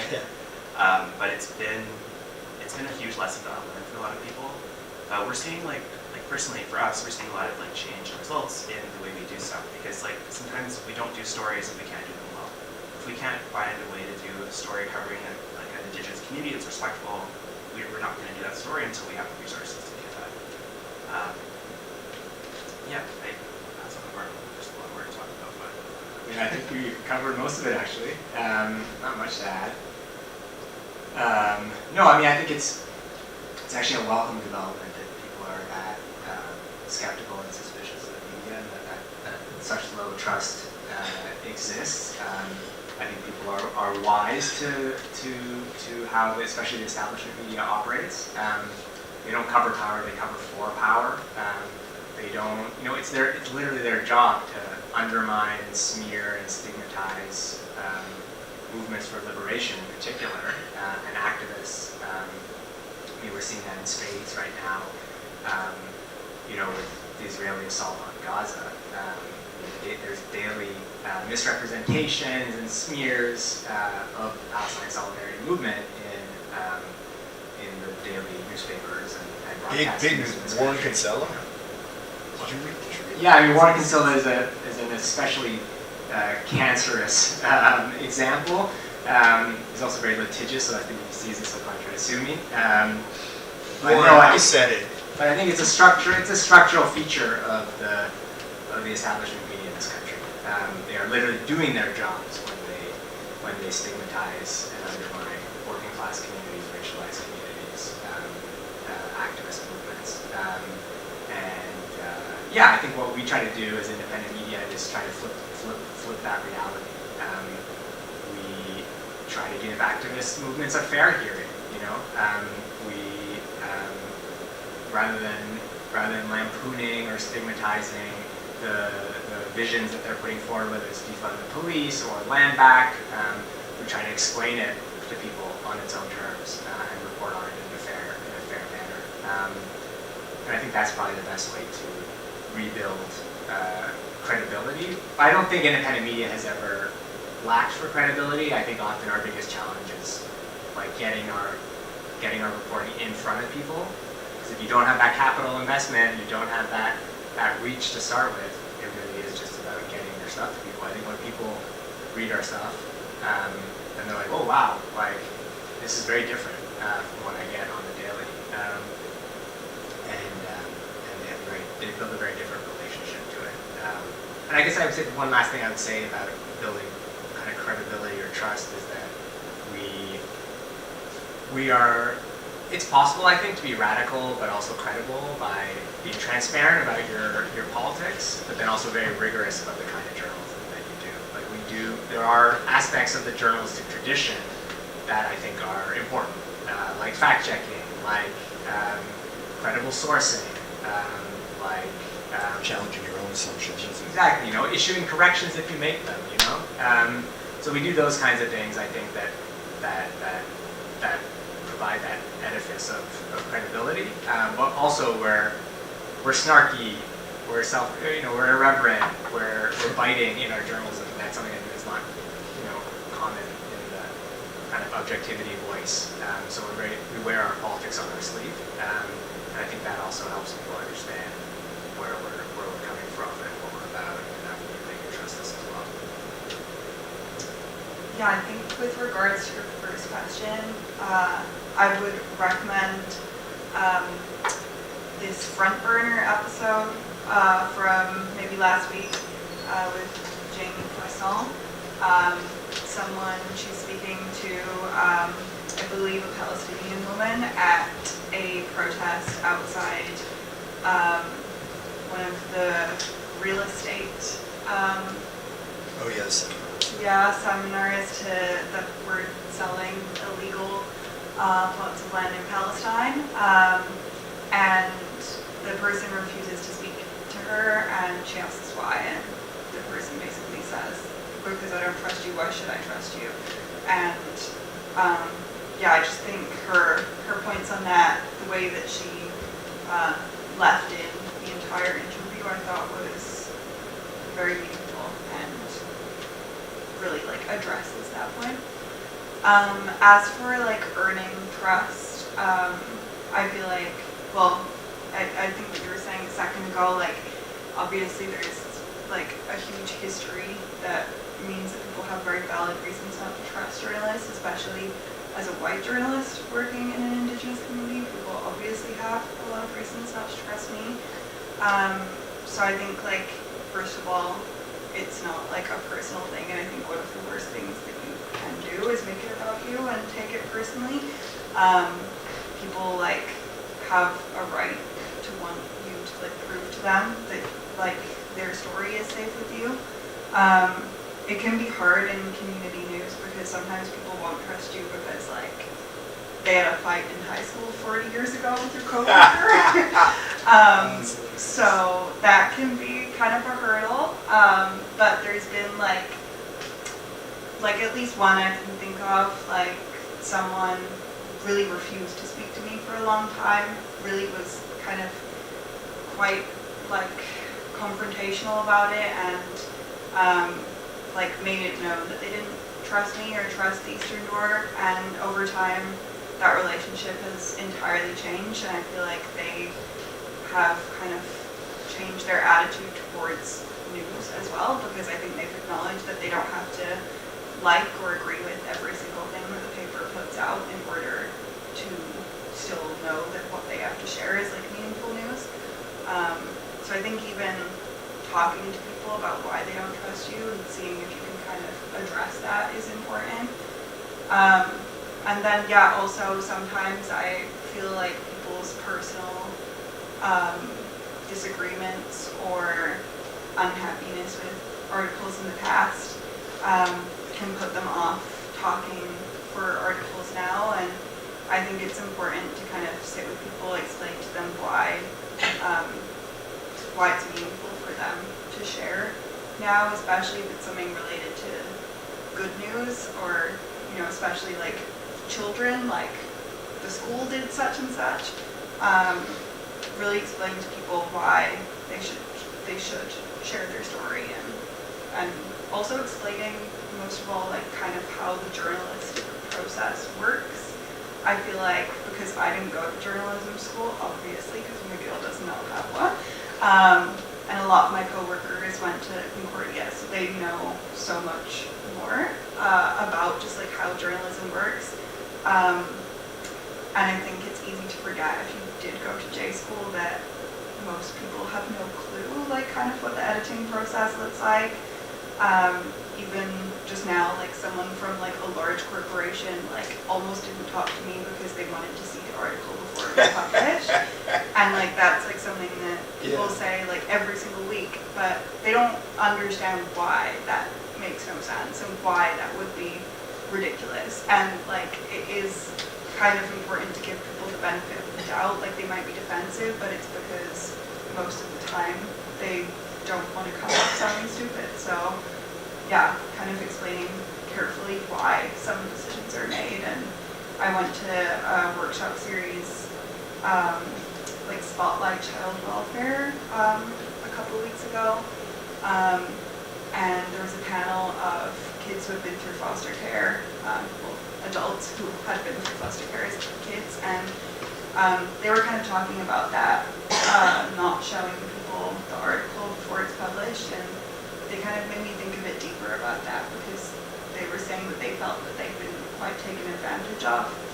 So even though it does make sense, like to have that as a pretty hard and fast rule, I do think there is kind of some room for flexibility, and you should acknowledge who you're talking to, especially if it's a vulnerable person, and especially if you're sharing, like I know we've shown people articles if, like, for example, it's an article about residential school. So, yeah, there's flexibility, I guess. So just practically, like, you guys, I'm assuming, you want to continue doing journalism? You know, why not, right? So I think here's something you can do in your practice that, and Eve was just describing it really well. And so, like, I have like a rule of thumb, which is, I would never write something in the newspaper.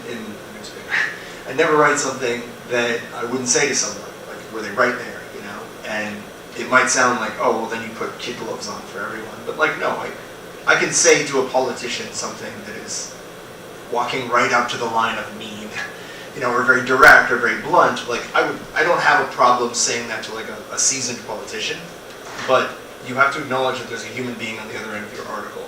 And the more vulnerable that person is, I think the more it's your responsibility to make sure they're aware of what they're telling you and they're comfortable with what they're telling you. And so, you know, as Eve said, you could do that by, you know, showing them a section of the piece and being like, look, is this too many details? Is this too personal? Are you comfortable with this? Or it might just be giving them a call and saying, look, I'm quoting this, and that, and I noticed that you had a real strong criticism of this other person. You guys live in the same community. I want to give you the opportunity to, like, you want to maybe not include that, or you want to maybe soften, like, giving people grace is a big one, and then the other one is transparency. And I think, so if you make a mistake, admit that you made the mistake, put it up there prominently, if somebody calls you with some criticism, hear them out. Sometimes they just want to be heard out. Sometimes they're right. Often they're right, you know. And finally, like I just got done doing our finances for 2023, and we're gonna publish like a transparency report. And you know, this kind of slightly embarrassing. You're like, I wish I would have made more money or whatever. But I think those are all those are the ways that I think you should. Hopefully, if you want to continue doing journalism, that you should build that trust, and that to me is like, they don't teach you that in journalism school. They have like a hard, fast rule of like, never show it, ever. You're better than everyone. You're a super citizen. You're a journalist. You're a human being. And a lot of these people that you're talking to, they have lives to live, and they're very vulnerable, and like, show them that kindness and be the person that you would want to be treated, you know, like the way you would want to be treated, treat someone else. I know that sounds stupid and like New Testament, but you know, the New Testament's not all bad.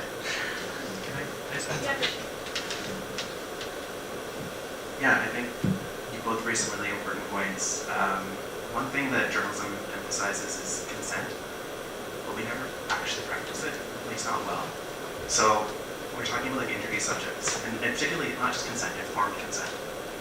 So most reporters get consent from their subjects, but if you actually like really probe on that informed piece, I think that's a lot harder. I think when you actually explain something to people, so you say, hey, we're going to publish this story, we're going to take your quote, you're not going to see the story before we publish it.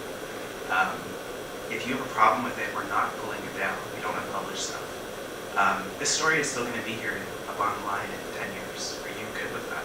Like when you actually like talk through it with the subject, like most people actually are going to have maybe different responses. So I think it's really important to be clear with people and like treat them like your mother. Like imagine it's your mother and like, you know, like it's a politician. I don't like. We're not doing this. Like they know the score. I don't know how my mother. You make six figures. I'm not treating you like my mom. You know what a Jewish mother do. So like, I think that's a little different. Like a politician, none of this stuff applies. But like when we're talking to like someone who doesn't deal with the media on a regular basis, someone who's not a public relations. But even like a politician in like a smaller community, sometimes like I don't know if you remember when St. Martha was flooded years ago. They got on the mayor like intense. Yeah. She's the mayor of a town of like a very small town. Are we applying? Why would we apply the same? Like, why are we treating her like she's the premier? And sorry, No. And I think there's a scale, right? There's absolutely a scale, and I think it's like we look at journalism. Our idea is like everyone we're covering is part of our community, or it's part of someone's community anyway. And it's like, how would you treat this person if you know you had to like see them tomorrow? So I think your point about like, because often we do this, we write about someone, and we don't have to talk to them again until the next story. So like it's really like drive-bys, right? Like we drop the bomb, you know, it is stuff that they said, but maybe they didn't have the full context of what that was going to look like, the impact. I can't tell you how many stories. So like a big premise of journalism that I believe in is that we don't unpublish content. And so knowing that, I'm really careful about what we publish, because if I'm about to publish a story and I'm like, I think this person's going to have a problem with this in 6 months, I will go back and talk to that person and like fully explain just like the consequences of like what may come, and like saying we're not going to pull it down once it's up. Are you still okay with this? And so maybe that involves changing the language, maybe it gets them changing things back or something. Maybe you're no longer on the record, you're anonymous. Yeah, absolutely. Because I can't tell you how many times, especially like since the advent of the internet, people have come back to publications I worked at trying to get something unpublished. I worked at Extra for a long time, which is like an LGBT published focused publication in Vancouver and in Toronto.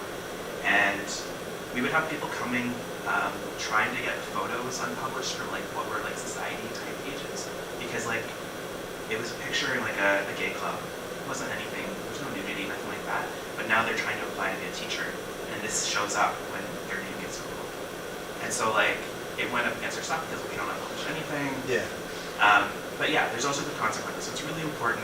Like these are the things that make people mad about media. These are the grudges.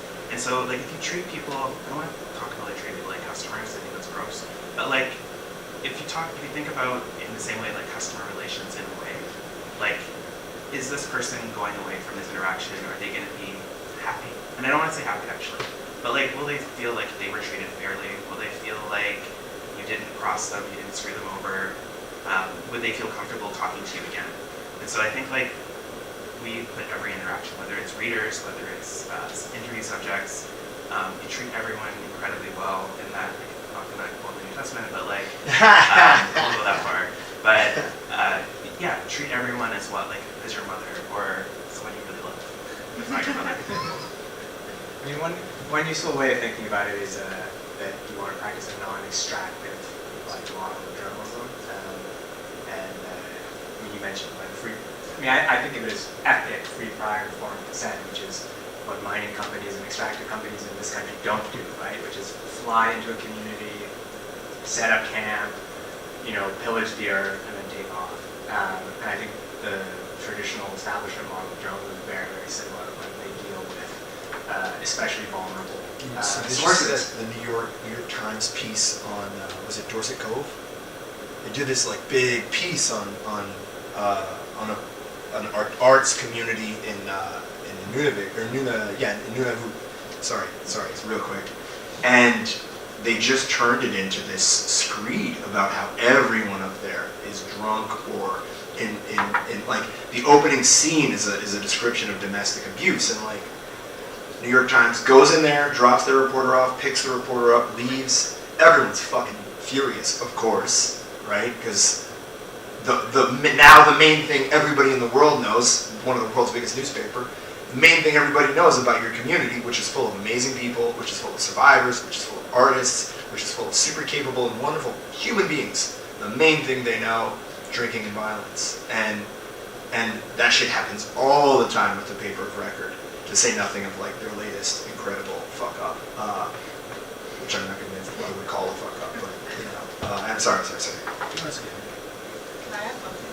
Yeah, please. I just want to say as well, though, that accountability is also how I feel like you earn a lot of trust. So, like, yes, this is very important, but I feel like, like the example I gave a second ago of people originally not trusting me or the paper was because they felt like we weren't hard enough on the band council. And that's why I think it's important to consider like who you're talking to and when.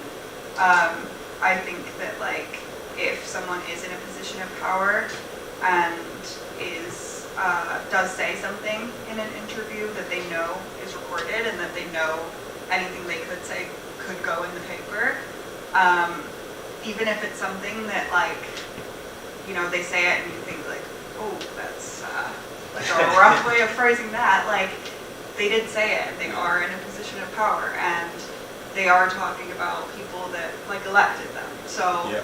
I do think it's important not to like view like constantly like let that overtake and feel like, oh, I'm gonna be so nice to everybody that I'm gonna like hide the fact that like, no, they did actually express a really shitty sentiment or they did make a mistake and they should like we have a duty to. But I think you would like, still clear that present it mistake. in a way that is like fair. Yeah.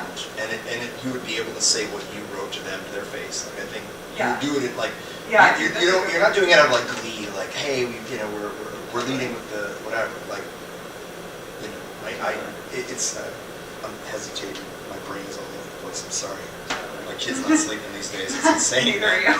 Yeah. Thank you so much. I think we're running out of time. I don't know if I still have time for a question or if I should open the floor. If you guys have any questions? Questions. Yeah. Does anyone have any questions? I'll just walk to you and give you the mic or not.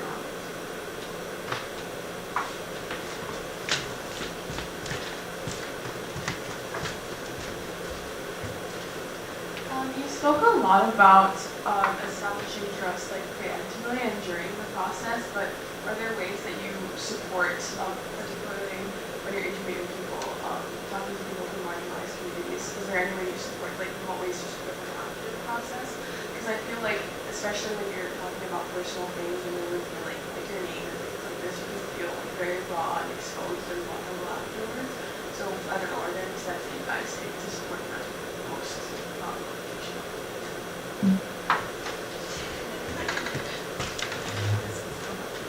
Oh no, you're doing great.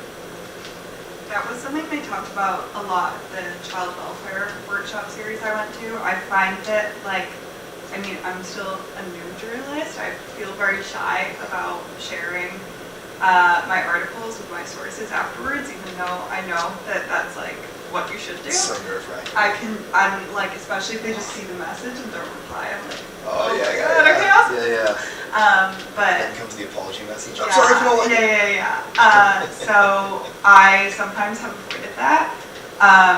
But like the people that were speaking at the panel made it really clear that they would want you to reach out to them afterwards, and even they suggested like checking in like a week down the line, seeing how that person feels, and they like also said that was kind of a key part of fostering the long-term like connection.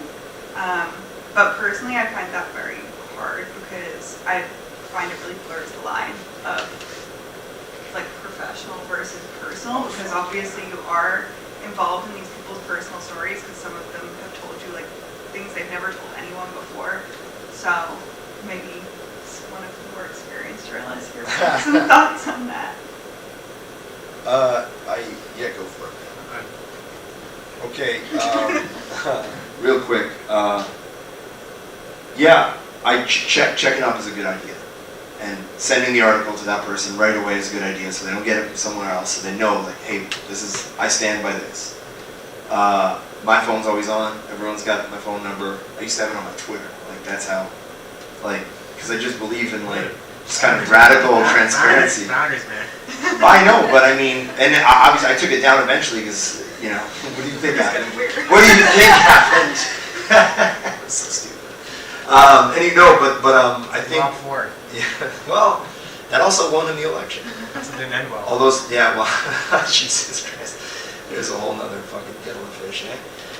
Everyone here is too young to remember Rob Ford. Rob Ford always said he gives his phone number out to everyone. He does. He's dead now. I'm not laughing at the fact that he's dead, but it's so funny. Yeah, give your phone number and be available. And I mean, yeah, you know what, the line gets blurry.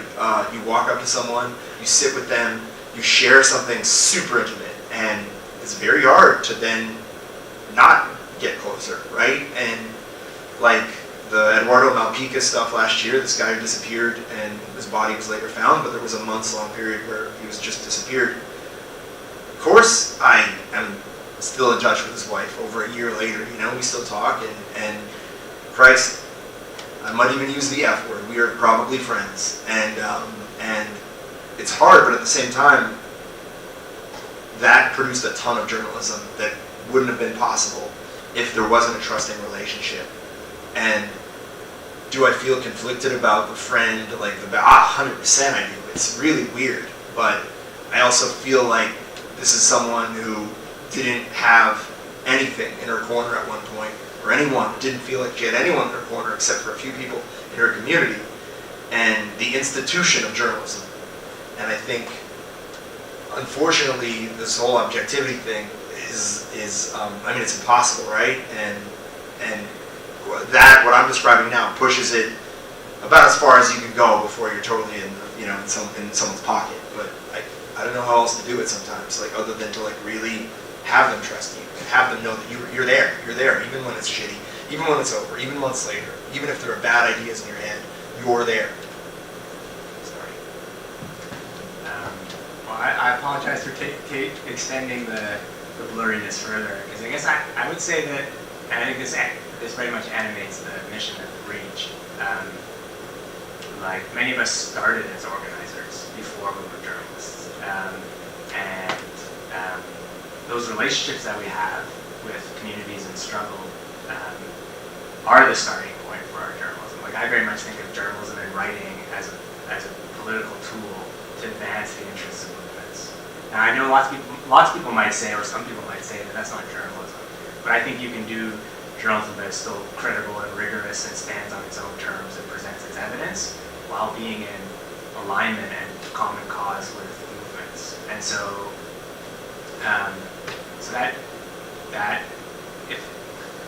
I think your question presupposes that a journalist is not in struggle with movements. And I think in those situations, like, you're not having to go out of your way to like call someone after because you knew them before.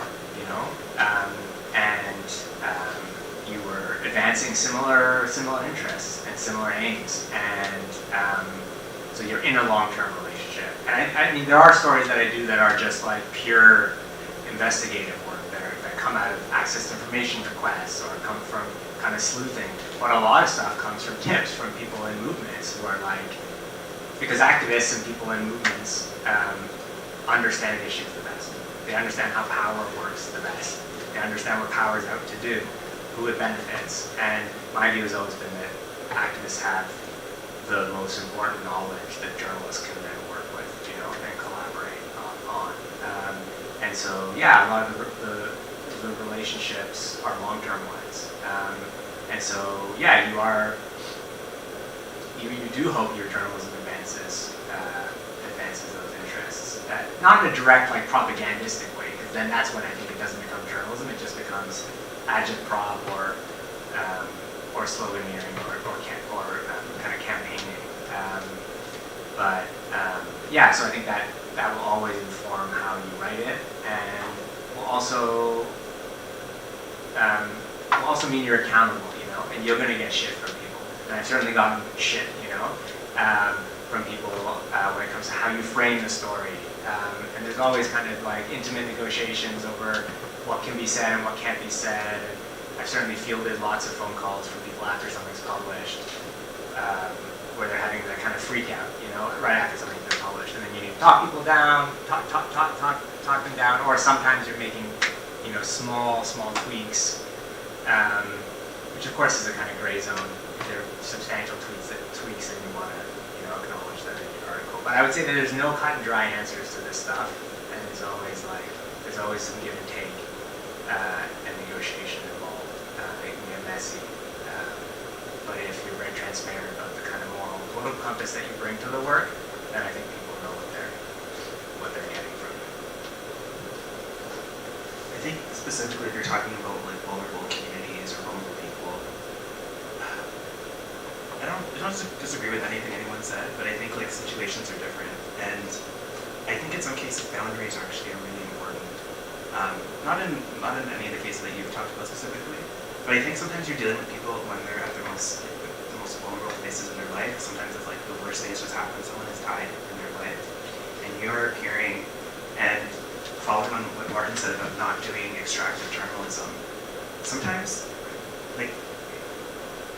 it can be advantageous to you to get your story that this person is vulnerable, that they see you as someone that they can share with, and so sometimes you end up with these like overly close relationships, just because, and maybe you didn't intend to do this, but like you maybe are inadvertently exploiting them a little bit, right? Like they don't have anyone to talk to, and you've shown up and have offered to be an ear, and so sometimes I think having like a certain level of professional boundary, I don't mean like to be a robot or to like not connect with people or to not be empathetic, but to not like to be careful about blurring those lines. It's hard, right? Sometimes it is really hard. But like I think especially, like I'm not a counselor, I'm not trained in any of this stuff. When you're dealing with people who are like potentially like might become suicidal, when you're dealing with people who like are going through really hard times, like you can't be a counselor for them. And so sometimes you have to preemptively put up boundaries. Then that means that maybe I'm going to try to connect them with someone who can be that for them. You're going to make sure that they're not alone. It's not about like abandoning people, but it's about not maybe putting unfair expectations of what your relationship might be. But that said, like everything you've talked about, like staying in touch, all of those pieces are really important. And if you can't do that, then like I would question like maybe don't do that story. And so like, this is why a lot of us are doing independent work, is because we couldn't do this in mainstream. Because if you have a quota of 6 stories a day, you cannot do this. Oh gosh. And like, yeah, the New York Times is not, they pay you to do the story, they do not pay you to come back and keep having conversations with them when the story is done. So sometimes there's a balance in terms of like, you want to be able to share their stories and you want to be able to deliver these stories, and maybe it's going to be a great thing for you. You always have to kind of like sometimes be an advocate for the person in the work, like in the room, even if they're not, because often they're not able to actually advocate for themselves completely. So sometimes it's saying, actually, no, let's take some time. I'd really love to publish a story today, but you know what? I'm going to let you sit on this for a week while we like, you you sit on it. Yeah. So you have to, I think, if you care about people and you really try to put yourself in their situation, I think that really situates how you need to treat them, and how, like, what that relationship maybe looks like after the story's done. Yeah. I can just share one story which is about like an occasion where I lose out as a journalist, but I win out as a comrade or a supporter. Actually, I had someone, how can I say this without saying too much, working on a Palestine-related story, and someone got fired from their job. They came forward wanting to talk, or I was put on to them, and we talked, and they, the organization fired them had given them a non-disclosure agreement that they wanted them to sign, and they had sweetened it with some extra money. And so obviously I wanted that person to talk to me so I could use it for the story, but they hadn't spoken to a lawyer yet, and the deadline was the next day, and so I was like, I helped find a lawyer for them. Hoping that they get good advice and that they still would want to talk to me, but in the end, they spoke to the lawyer and they took the non-disclosure agreement, and took that extra cash, and I was fine with that. I lost out on the story, but at least this person got some good. I think I know who you're talking about. No, you don't. No. It was a pretty egregious. Not this one. Not this one. Okay. But I mean, I'd be curious to know if you are right. We can whisper afterwards. Sure. Thankfully, I have another whistleblower at the organization, so that everyone wins out in the end. But I didn't know at the time. So in the end, I felt a little shitty about it, but I was happy that they were dealt with well. So that happens a lot. I think when you're trying to be responsible journalism.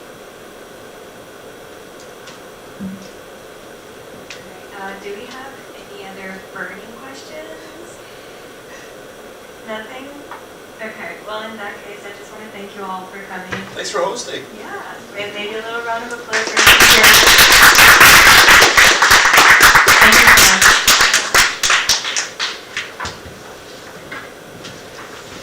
Actually, I think we're talking about your message. Otherwise, I'm gonna done something wrong in this situation. Yeah, no, I can't believe about someone different, but there was someone who was talking to both of us, I think, like Reach and about CPC. Just the inner workings of